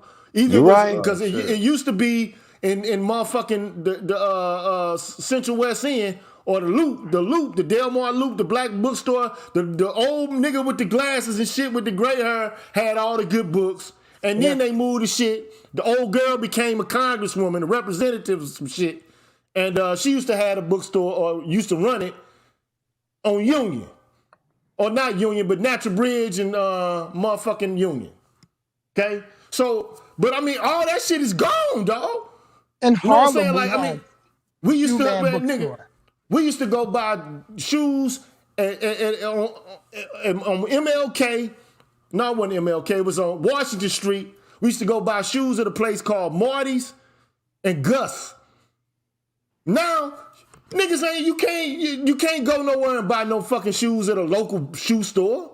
Them motherfuckers out of business because the mall, or because you said it. You said it. When you said that, because I'm old enough to remember when malls did not exist. They didn't exist, man. But once they built, But once they built them, they had a certain target to target. It wasn't color, it was gender. And that's when the money flowed to the other side because they are the number one consumers in this Western culture. And then, like, we used to have peep game now for entertainment. Motherfuckers used to go to the arcades, teenagers and shit. We used to go to the arcades, and we used to go to the movies and shit. And we did this at the mall sometimes, right? But Blockbuster and them came along. I mean, motherfuckers still go to the movie, but when Blockbuster and them came out, that messed things. It changed entertainment. It changed it changed entertainment, dog. And Netflix took Blockbuster out. In New York, we had a black grocery store in the Bronx, thriving black grocery store. When Target came in, they were able to, for over 1 year, lower the prices on all of their canned and food goods so much that it made it economically untenable for the people to go over to buy 79-cent corn from one place where they could go to Target and buy 19-cent corn. So on and so forth. Target had so much money that they could afford to lose money on those goods for years until the black supermarket closed down. And when that supermarket closed down, guess what happened? Target bumped up its prices to market rate because they had the money. They were fecund with cash. It is an investor Wall Street class bolstered by the government. Now they under the water because Walmart's ruling. So, yeah, but I mean, at the end, what only thing I'm trying to demonstrate is that even like local movie theaters, like we got local theaters in St. Louis, like it used to be the Esquire. I mean, you knew that they were different, and you knew that they were like differently owned. They were like different kind of ownership models in place then, until these franchises, even like in the entertainment industry, radio stations didn't have like big conglomerates and centralized media, organization. It was like different entities. But all of this shit has changed now, okay? It's been consolidated. The market has been financialized. It's about franchising. So what they've done is, and I even did a show about the financialization of the American, market and the labor, the way that they organize labor and how they, organize who gets what in corporate structures, okay? So right now, CEOs like the graphic show that I showed you was like a 6-minute long video about like what Americans think the inequality is, what they think it should be, and what it actually is like. Okay. Mm-hmm. Now, back 50, 60 years ago, corporate executives got paid maybe 9 to 10 times more than the average employee that worked at the corporation. Now these motherfuckers are making 400, 500 times more than the average employee. Okay? And I mean, look, I don't have a problem with inequality. Like, I don't.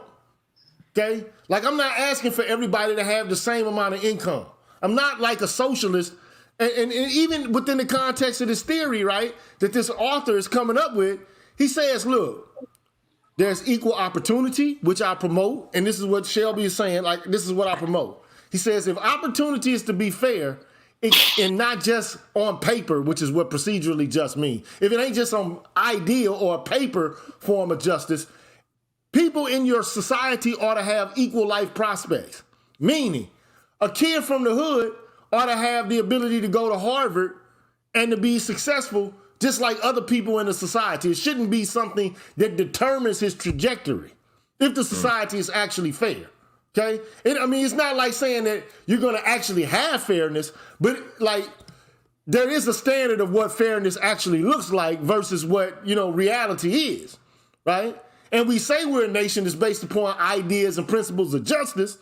Well, then we should be arcing our society so that it meets and measures up as much as we possibly can make it measure up to the dictates of justice, right? That's what it's supposed to be about. So anyway, what he says is, in a social system of cooperation where everybody has equal standing, everybody is entitled to share equitably in the benefits of the social cooperation.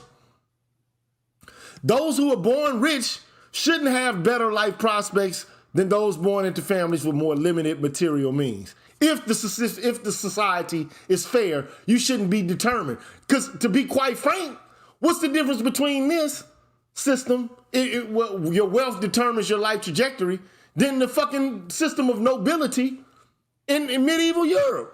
What's the fucking difference? No difference. None. It's a caste system just the same. How is competition fair? Well, competition is fair. So this is what he said. This is how he addresses this, right?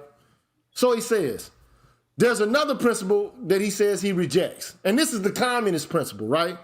That if there are social and economic inequalities that arise from differences in your talents, then that's not fair.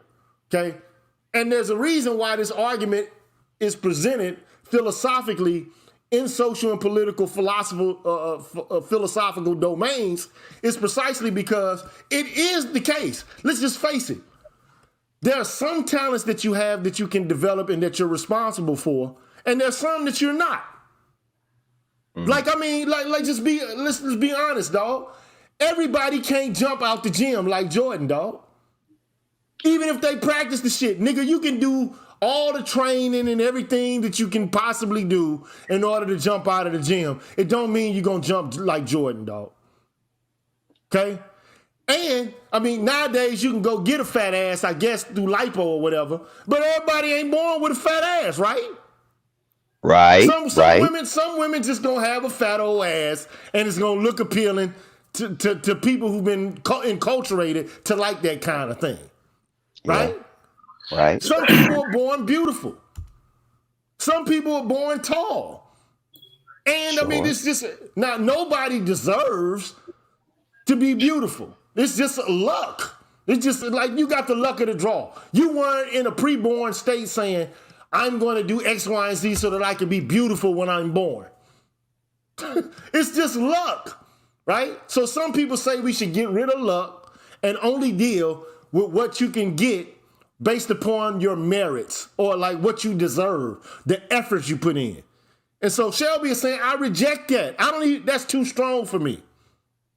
Because I mean, that's punishing people who have talents, right? That's like punishing them and saying, because I mean, people who are taller, I'm 6'3", okay? They say people who are taller tend to get better jobs and get respected more. Is it fair? You have to ask the question. Bruh, let's just go do the research. People who are more handsome or who are more beautiful tend to get better opportunities in employment and other things, right? You have heard that, right? Yeah, kind of. Remember, I'm old. You gotta remember, I'm old, so I'm coming through the new school. I've lived so many different eras that I've seen shit change, man. It's just taller politicians tend to get elected more than shorter ones. Yeah, politicians and business is two different avenues, though. Politics. But I don't want to lose on partiality. Don't lose a thought. Don't lose it. But what I don't want to lose sight of the fact is this: there are some people who say that your talents aren't things that you deserve. Like, for example, being a man is not something that I deserve, because the only thing you deserve is something you work for. Wow. I didn't work to be a man. It just so happened I was born with two nuts and a penis.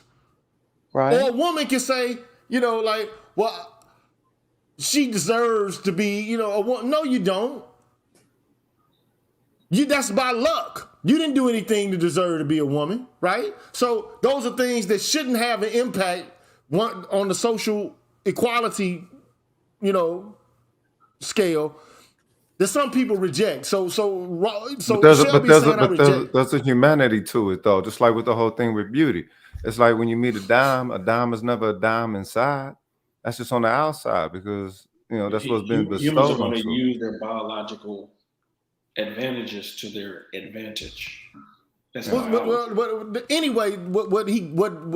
so if the socialist equality opportunity thesis is to hold, then it means that even if you got talents, you can't take advantage of them, right? You got to.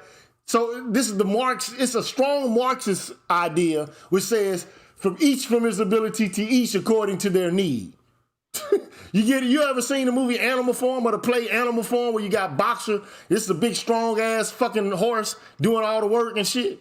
Yeah. Yeah. Okay, so that's a Marxist kind of idea where if to whom much is given, much is required. That's the idea about it. Like, okay, if you lucky, you were born stronger and more capable than somebody else, then you should put in more and not expect more. So he rejects that. He's like, I reject that.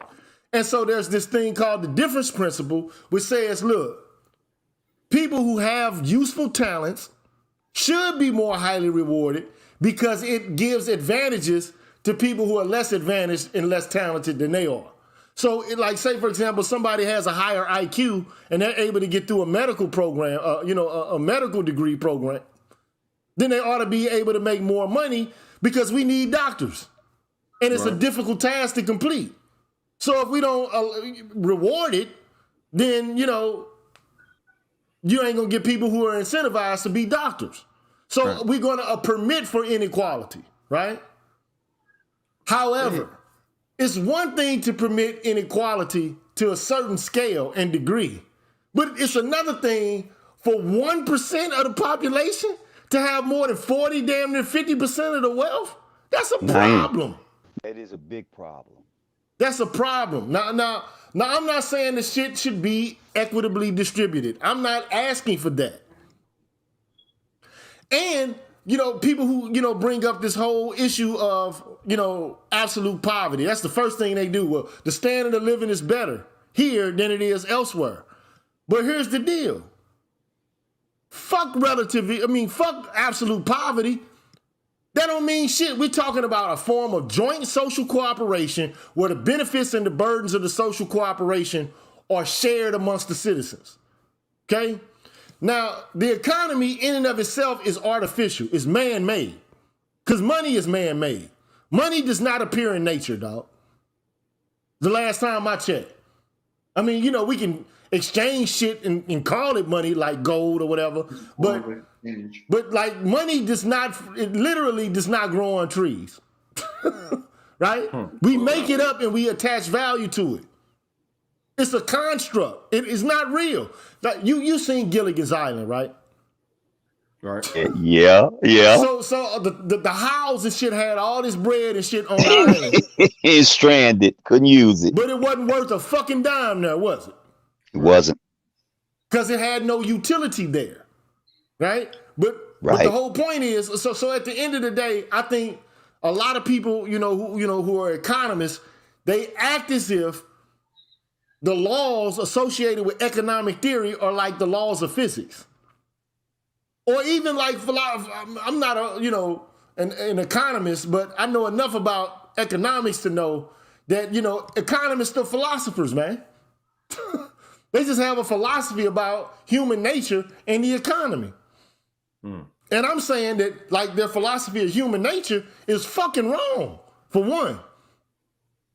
And for two, stop acting as if the fucking laws of economics are like the laws of physics or biology. They're not. Stop it. Cut that shit out. The society we live in is man-made. We can adjust it. We can change shit around to be more equitable for everybody. It'd be different if like black people, especially black men, were a group or a demographic that has been demonstrated to be over centuries, a group or a demographic that has not contributed towards the enhancement of the American culture, man, the United States culture. We've contributed towards building this bitch off the sweat of our brow, making everybody else rich. We fucking contributed towards the culture, entertainment-wise, intellectual-wise. We've been here and women too, black women too. So it ain't just black men, it's black men and women together who've contributed to the ethos and the cultural value of this country. And we just want to get paid for the shit. Now, this is what I will say. I think that the women in our culture have been led astray and gone awry by jocking the shit out of these white bitches. Mm-hmm. Like, in my viewpoint, it's like, hey, man, look. And I showed this graphic. I'll show this again. If I can find this motherfucker here. You're very kind to say. That was some very kind words. You said you could. Important changes that have taken place in respect to the status of women since you've been in Congress. Well, I think perhaps most important was the one that added sex to the bill of 1964. This bill was drafted really to help Negroes. Now, it wasn't clear. It would have meant that Negro women would have been given rights that were not available to white women. Therefore, we added sex. It is my belief that the drafters had never had assumed that no women would get any rights. So that I think both white and black women were helped by the bill. Green Gorilla, and that's where they fucked up. Because when I grew up, guess what women had? The sisterhood had the rights. Driving cars, they was doing everything they wanted to do. Everything. It was the white woman who couldn't do all that. But here's my thing, right? With the whole white women shit. They knew that this would undercut black men. Because that's been their goal all along. So notice how she said at the end of the statement that, you know, in a way, we found a way to help women, ourselves and black women. It's going to benefit black women and white women. Yep. Notice how she said, notice who she said it didn't fucking benefit. The notice man. who it wasn't You're gonna right. benefit. The man. You're right. You man. So at the end of the day, I'm saying these fucking women knew what they fucking was doing from the onset. And unfortunately, you know, we got the entire culture talking about black girl magic this, black girl magic that, when we've demonstrated empirically, even recently, Stanford and Harvard professors, the wealth gap that exists, and I've already demonstrated it, I'm not gonna show the graphic no more. But the point is, there's a big gap in wealth between whites and blacks, even though there's a big gap in wealth in the country in general, okay? But it's even more pronounced for us, and it's driven primarily by the black male demographic, this fucking wealth gap. Because everybody else eating off the American dream and eating off the Civil Rights Act, except for us. Yeah. Now that's a goddamn issue. What we're trying to get black men to do is to say, hey, look, we got to be written into this goddamn contract or else, fuck it. I don't give a fuck if it's destroyed. I'm ready to fucking defect to Russia. Fuck it. I think that last part you said is correct. I mean, they listen, bro, they didn't turn look, 65, I've seen it when it was together. Welfare came along, farewell. They ain't gonna listen. It's a done deal. But what's coming at them, they have no clue. I just don't like the fact that they got the children in their possession. That's the part I don't like, because they don't love them kids like we do, man. We're just different. We're a different breed. We look out. We don't mind taking care of the home. But again, it goes back to what you said about the mall. They are spinderellas. They're consumers. They bit the pill. They have adapted to the white female's way of life. They want to look good, but not work good. It is the way it is. I just say I'm an advocate for brothers taking care of themselves. That's the way it is now. I got the penny refund check from child support to prove it, and busted them in mail fraud. Right. Look, I don't have a problem. I think black men should understand that, like, you know, the liberal crowd at the current moment doesn't have their best interest in mind. Okay? Like the whole notion of all of this progressiveness and this wokeness, it really doesn't do a damn thing for black men. It doesn't lead to our material. Nope. Or to our psychological or our spiritual benefit. It just doesn't. And they have to make some amends if they want us to continue to vote with them. But you know, most black men are deaf, dumb, and blind. And to be quite honest, I'm gonna tell you, most black men want to be the machos. Okay, so I did a show about this shit a long time ago. It's a book written by an African called The Anatomy of Female Power. Okay, and he said you got three types of cats. You got machos, mushos, and you got masculineness. Most black men really actually in this space want to be machos. They want to go back to a time where they feel like men run it, but actually you just working for these hoes. You're a fucking worker bee. You go out and you do all the work. She sit back and chill and fucking bark off orders, and that's a feminist paradise. But it's just of a different kind.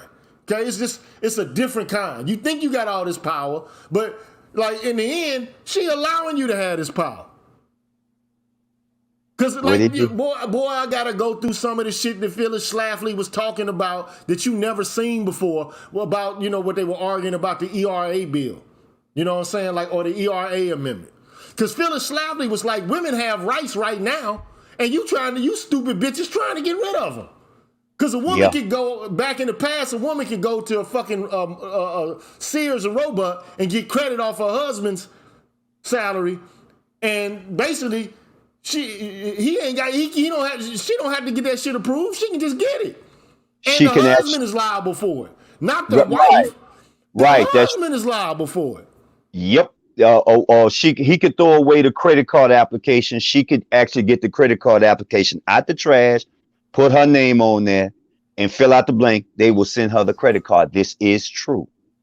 And she could go to court and say, my husband ain't doing as much as he ought to be doing in order to provide for me and my shorties. And guess what? They gonna rape make your ass pay. Well, this is why the dynamics of what you're saying, things are changing. And if you take about 2, 3, 4 steps back, this is getting so crazy, Grand Gorilla, so crazy that the westernized females are now attacking females from over there. And now those females are responding back to them saying, yo, leave us out of your bullshit. You say the men ain't no good. They literally have you on tape saying men this, and you're dogging them out. And then you wonder why they just want to come to peace.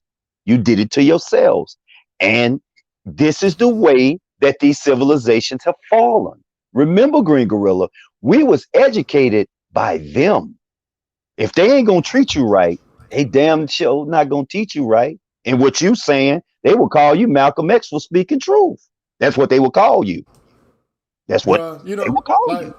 So the issue I have, with like, okay, so the Equal Rights Amendment, like Phyllis Schlafly, man, I'm going to start showing them videos and commenting on them here and there, okay? But the problem we have is that women can have it either way they want it. And men get no support at all. So women get support, like they can be stay-at-home moms, no problem. They can be boss bitches, no problem. They can be boss bitches and decide, I'm gonna be a stay-at-home mom the next motherfucking month, and it's all right. But you, on the other hand, you can't be a fucking a male, you can't be a male wife. Because a bitch ain't gonna respect it. I mean, right now I'm not saying that there aren't some homosexuals, because there are. But by and large, you already seen like what the women, man, like Kevin Samuel phenomenon is important. Because it demonstrates that you got women just cutting niggas off that had decent jobs. Well, he was making 50 to 60, but he wasn't making enough for me, so I felt like I'd do better off by myself. You dumb bitch. So you mean to tell me you gonna take 60,000 extra bucks that you got?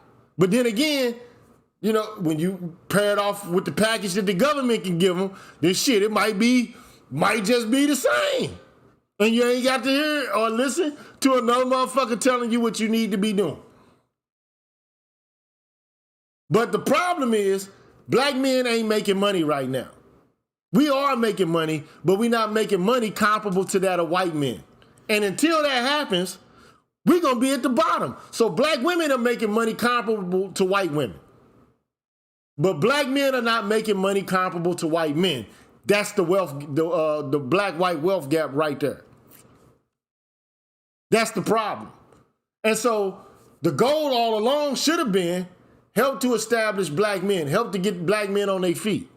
But now you got a group of black women, intersectional feminists, like saying, in trying to do that, we're trying to reinforce and to reintroduce the white patriarchy.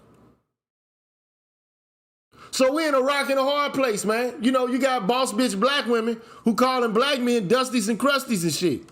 Because we've been cornered out of the market. You look at the university system, man.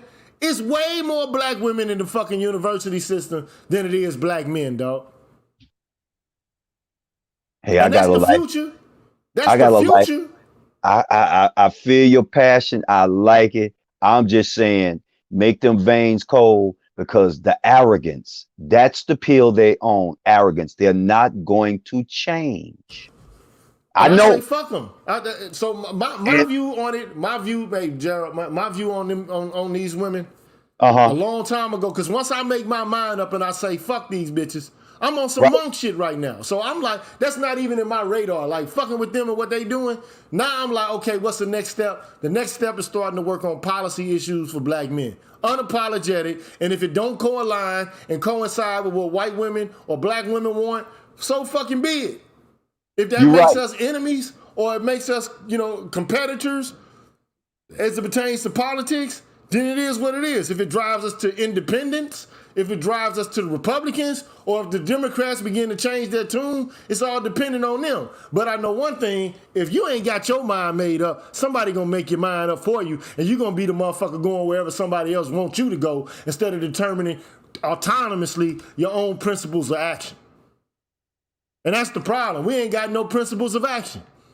We can't even control our own goddamn families. The family's controlled by women in the government, dog. Well, you also got to understand what that government is involved in. Because the reason why they took me, you, and Rael out the picture is because, see, they still got to fill their prisons with dysfunctions. Most of the dysfunction men in jail come from, guess where? Single parent families, yeah. Boom. So, and then guess who the women gonna depend on? Sky Daddy. So you know what? They won't read, they won't research. Now it's fucked up. What you saying, Dr. Phil can turn around and say the same shit you saying. Guess what they're gonna do? They're going to agree. But because you're saying it, they're not gonna agree. See, I wish what I got now at the 60 years that I could have got at my 20s. So my veins could have been cold then and I could have said, fuck them then. See, you still care. That's what I had. I'm pissed off because I waste all them years caring about them motherfuckers. Dude, I know I got a daughter and she comes under the category of imbecile. And she's doing the same thing to the fathers that she got 2 children too. Matter of fact, want to talk to my grandsons? You can talk to them, but don't talk to them about money. Them grandsons cannot say the white man is their enemy because the woman that's their mother is their number one enemy. America is about dysfunction. They would rather see you, Green Gorilla, who's speaking facts, in a fucking dress. I'm done. My veins are cold because it's going to happen. These motherfuckers in power have destroyed civilizations and they think that masculinity is toxic. I ain't never heard no shit like that. What? So what? I'm opening up the door for you and I can't get a fucking thank you. Oh, thank you. No, I don't want it. Somehow they've been turned against us that we're the problem. And we are the problem if we do the right thing. And we're the problem if you do the wrong thing. So, well, goddamn, we the problem. Okay, I get the hint. I'm out the way. You will never throw rocks at me ever again. You will never try to spit on me, and I'm not going to get out the way. You're on your own with no life jacket. I saved my 2 life jackets for you and Rael. Fuck them. They said, fuck us, Green. Hey, man, look, this is the one thing that I agree. Like one thing men don't have the capacity to do is to, get, to sublimate the urge to be Captain Save-A-Ho. Like niggas don't know how to stop going into that booth. That's the natural propensity for a man is to do the motherfucking the cabbage patch and to get out there and go fucking serve. That's your natural instinct right there. You see it. Hey, Green, when they start embracing and celebrating the death of that brother, that's when I knew. I said, you know what? It is true. They really could care less if we alive or dead. And we are there. Yeah, I had an issue with that, bro. I've already done so many shows on, the appropriation of black male death for profit. You know what I'm saying? So I caught some of your shows in the wee hours in the morning. I'm like, damn, this dude is good. I caught it. So yeah, I just, I call that shit, necro profit. You know what I'm saying? Black male death profit. It's like winning the lottery.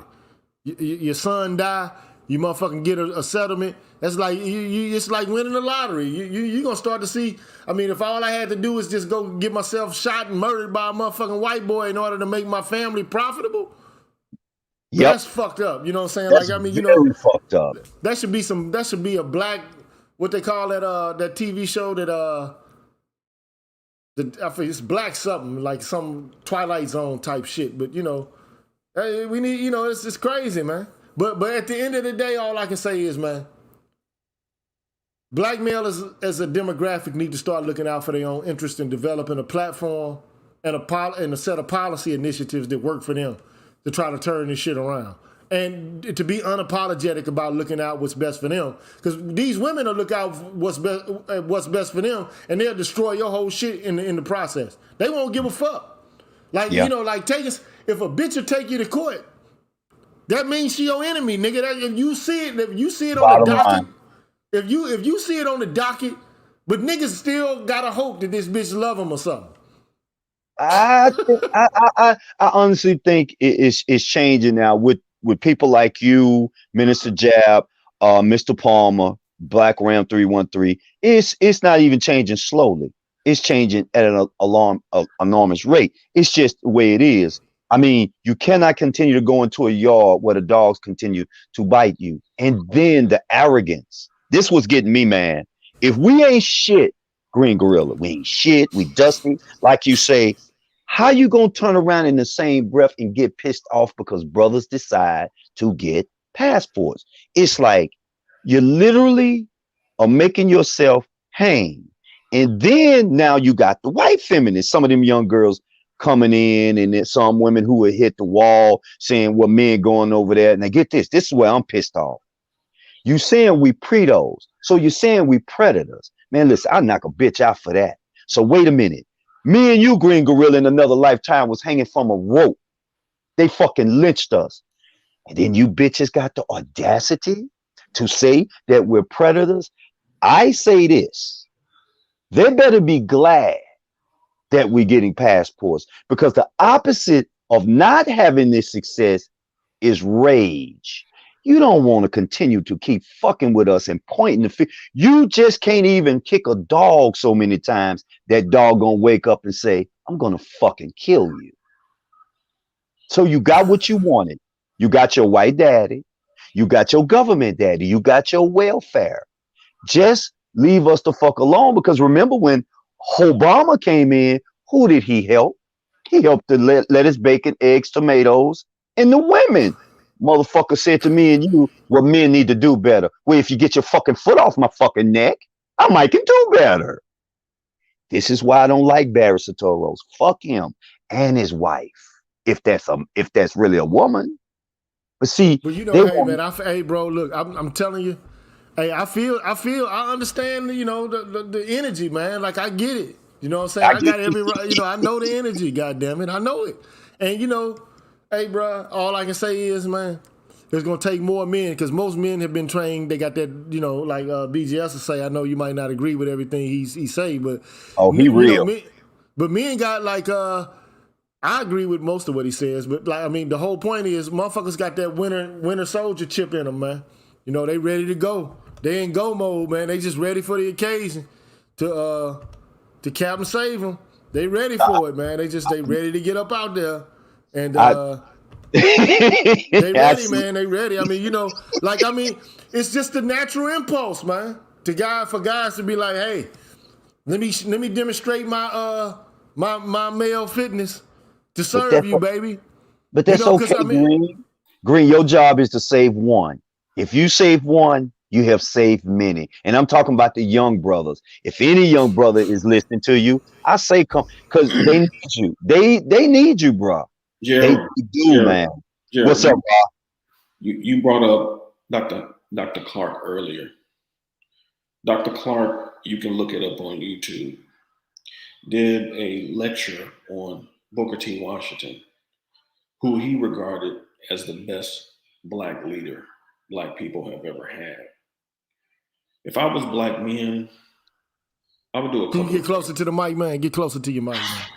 If I was Black men, I would do a couple of things. I would study his National Negro Business League model that Teddy Roosevelt used as a template to design to set up the U.S. Chamber of Commerce, which right now is the largest business organization in the world. I would recommend Black men get a hold of a book called The Business Strategy of Booker T. Washington, Its Development and Implementation. It is one of the best books that you will read upon Booker T. Washington, because what you will realize is that many of the shortages or shortcomings that we have economically as Black men is not because we haven't had Black male titans. The problem is we haven't followed them. And if the white man during Jim Crow can take a business model that a Black man that used to be in slavery designed and use it to implement into the framework of the federal government, I think that's something that we might want to harken back to and see where we went wrong, because a lot of Black academics throughout the years have had to revise many of the criticisms they had against Booker T. Washington, because what they found out later was he was much more spot on than they gave him credit for. He just didn't move the way they thought he should move, but he accomplished a whole lot more than they ever did writing articles in college. He actually did shit. He was along with George Washington Carver.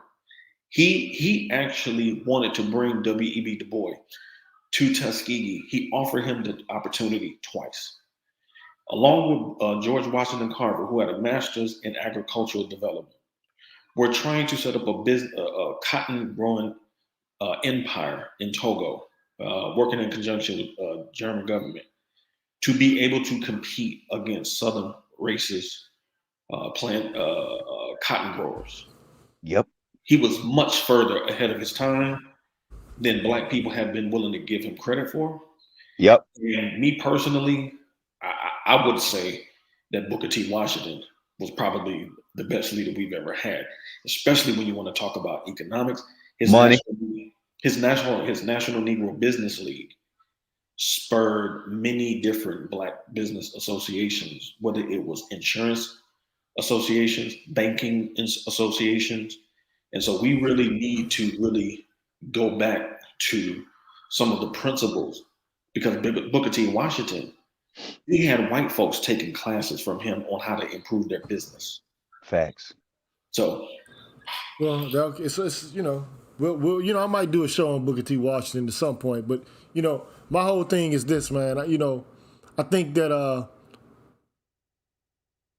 Black people need to understand that we have to have like different hats. And we also have to understand that we got to play chess with this shit. And I think all too often what we do as Black folks is, we get blinders on. You know what I'm saying? Like it takes, like say for example, if you got a football team, right? You got a quarterback, you got two backs, running backs, you might have a tailback, and then you might have a fullback or something like that. Then you got your nose guard, not your nose guard, but your center, your two guards, your tackles, your tight ends, and then you got your receivers, right? They all play differently, but they all play with one goal in mind. They don't all play the game exactly the same. A guard can't do what a center can do. A guard can't do what the tailback or what the fullback can do, but they all need to work in concert in order to win the game. Mm-hmm. And it's like a chessboard. Everybody can't do what the bishops do or the rooks do. The knights can't move like the queen moves. You know what I'm saying? The pawns, little petty pieces, but you advance them up the board, man, they're very powerful. You know what I mean? But it's like you got to use the pieces in concert. And what we do is we get ideologically wedded to a strategy. And, that's all we do is we get wedded to that one thing. and we have ideological differences amongst each other, and then we act like we can't use those ideologies or those strategies in tandem or in connection with each other in order to achieve the big goal, because the big goal really, actually, all along has been for black people to be able to function, flourish, and thrive in whatever environment they find themselves in. You know what I'm saying? So, but, you know, let me you know, I'm just gonna go ahead on and, man, just bug on out, because I've been on here for like 2 hours and 30 minutes. So, you know, at the end of the day, man, you know, we got some shit that's fucked up. The only thing I wanted to do was come in and say some things like, look, it's unfortunate, you know, but the reality is that black men as a whole, man, we don't control any of the major institutions in our society, man. We don't even control the family. So it's kind of hard to get black men to get together. It's like BGS said a long time ago, it's like herding cats, man. Not cattle, cats. Damn. You know what I'm saying? It's like herding, you know, like you can get dogs to come together, but goddamn it, getting a whole bunch of fucking cats, because they all got their own will. That's and true. They all have their own idea about what they ought to be doing, and I'm the boss of myself, and I ought to be, you know, in control of my own plot, and you can't tell me what to fucking do within it. But, you know, one of the things you got to be mindful of, and I say this all the time, you know, like war is the origin of what virtue is all about.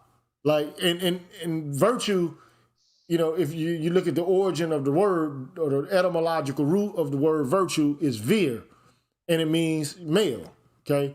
And it is linked to a Greek word called arete, which is excellence or virtue, which is tied to the Greek god of war, Ares. But excellence or virtue comes out in war when soldiers, man, are able to, you know, basically bond together and protect each other on the battlefield, and not to be cowards and shit. And to let their mans die because they some bitches running and hiding instead of standing and fighting. You know what I'm saying? So at the end of the day, you know, it's about male cooperation. That's the seed of virtue in overcoming an obstacle that could lead to their death, but they, you know, they fight it off through excellence and through virtue. And it's just so unfortunate, man. You know, we haven't developed the practice of virtue in our own. I mean, we have at different times, but to keep it going, the ethos of camaraderie amongst each other, man, it's very difficult to obtain for us, man. You know, right now we got this. I want to do a show at some point, man, because I think, like, you know, our ethos, and I'm gonna do it by comparing the entertainment industry, because that's our cultural ethos right now. It's the entertainment industry, hip hop and shit like that. Man, we got a gynocratic, homoerotic entertainment culture that is led by people other than ourselves, and that, you know, it worships youth, youthful homoerotic culture. Niggas with their shirts off, just talking about gangster shit, and, you know, trying to look sexy, and they wear clothes of gay fashion designers and shit. Yeah, I mean, this is like Balenciaga. Like, niggas is bragging about wearing Prada and Gucci and shit, which is, you know, some gay Italian motherfuckers created that shit. Like, I'm not trying to be ignorant, but it's, you know, like, I ain't trying to hate them, but it's the truth. Like, you clothed by effeminate fashion designers and shit, right? And you bragging about it, like that's the shit to do. Now, compare and contrast the ethos of hip hop with that of country music. That shit is not in country music. I mean, killing is in country music, and murder tales, and I shot a man. Because, I mean, you know, the Wild West is some shit like, you know, they motherfuckers killed each other, okay? So, not to say that it doesn't exist there, but however, you got to look at the age of the artists in country music, man. They not fucking teeny boppers and shit on death missions and shit. Yeah. You know, they sing about how great the country is and shit. Niggas talk about fuck you niggas. Yeah. I'll kill one of you bitch ass niggas. You know what I'm saying? When the last time you heard a country artist talk about, you know, how they talk about death and murder, but damn, not globally and universally. Like, every motherfucker, like, if you look at me wrong, I'm killing you, you country motherfucker. Well, their country is parallel to blues, always talking about sagas and love. When it comes to hip hop, this now hip hop, Like I said, old boy told you who controls it, and a lot of those producers, those Jewish producers, saying they speaking up, saying, you know what? Yeah, some of the people in our community are wrong for promoting death. So you can say it, Green Gorilla. Just say it. Hip I've hop already, but promotes. I've I already said know. it though. I've already said it. But one thing about country music though is you might have some Jewish executives in that motherfucker, but they ain't controlling the ethos of country music. I can tell you that shit right now. No, they're not talking about killing nobody in country music, only in hip hop. And then it doesn't talk about rebelling. It only talks about killing someone who looks like you, which is now what's going on in the States. The prisons are full because of that genre of music, but they will say, well, you're wrong to say that about hip hop. Well, guess what? Hip hop is actually a CIA invention. Ain't that something? Once they got rid of Guru, Public Enemy, all of them, then they went to killing, which I have to give NWA and Ice Cube the credit. Y'all were the problem too. A lot of people won't say that. I will say it. I'll say it. Yeah, I mean, they were problematic, man. I mean, the whole celebration of death and, like all we doing is reporting on what's happening and change the conditions. I get it, but, like they brought that shit to national level, man, and people started to, we black people don't have a culture, so they imitate art. Black people, because we don't have an autochthonous, indigenous culture of our own, all we do is we search for culture. We search and search and search. And we latch on to what they give us. We are the creation of popular cultures, man. You know what I'm saying? Well, Green, I'm going to get off because I know you got to go. Because, dude, you could go on and on. But remember, Miseducation of the Negro, Carter G. Woodson, we do have a culture. They just basically lied to us. This is why they don't like Dane Calloway. Because Dane Calloway found too many loopholes in their story. And I always said this coming up. How come it's them always telling us about our story? I got issues with that. You told us about, you told us about Harriet Tubman. Nobody else told us about Harriet Tubman. So you like Judge Joe Brown. They talk about Harriet Tubman, but Judge Joe Brown said that was a man in Memphis, Tennessee that at least got out 7,000 more people than she did. But they won't try to put him on a $20 bill. And that's why they attack Judge Joe Brown, because they don't want to know who we are. Now, and I'm going to leave on this one because I found this out yesterday, is that Bush Jr. and Obama, they are now with the military because this is called the informational age. And they are very afraid of us, who we are, Rael, waking up. They don't want us to have any contact with us knowing our past and who we are. They would prefer us in this feminine mode, going back to what you said, Green Gorilla. And, nah, I'm not with that. I like the uniform that this earth gave me. I like being a brother. It's cool. It's the coolest thing on the planet. This is why we're loved by so many and hated by so many, which is crazy. You love and you hate. Like, wow. Crazy, man. Crazy thing going on. It's a pleasure to talk to you, Gerald, man. Yes, man. Keep up the good work. Have a good one. And thank you for letting me come on, man. Y'all be good, brothers. Hey, man, take care of yourself, man. All right, peace. Peace. All right, man. So anyway, man, I'll holler at y'all later, man. The only thing I wanted to just say is, look, man, I'm just going to keep it a buck, man. Like, black people are influenced by the media. That's just a fact. So, you can say, I'm not trying to blame hip hop, NWA specifically, but I'm just saying, like as it pertains to our culture, we don't control it on our own. And the kids are in control of the culture. That's the difference. There's a big fucking difference between kids being at the forefront of culture and 40, 50-year-olds being in control of the culture. That's different. And you look at hip hop artists, that's some young shit, some kid shit. Country music ain't no child shit, kid shit. I'm not saying there aren't any young kids doing country music, but I mean, look at the average age. You got motherfuckers influencing kids, niggas in Chicago who ain't got no daddies around making drill music. You know what I'm saying? So it's like, oh, wait. Now, if you want homoerotic, thug culture, based on, kids with fatherlessness and come from the ghetto, if those are going to be the motherfuckers that lead the culture, okay then. So, anyway, man, I was hoping my little nigga Dave came on. I guess he ain't coming. So, I'll holler at y'all later, man. I know I'm about to listen to Doc Johnson, man, in a minute. So I'll holler at y'all later. Man, I might be on tomorrow. I probably will be on tomorrow. So I'll holler at y'all. Peace.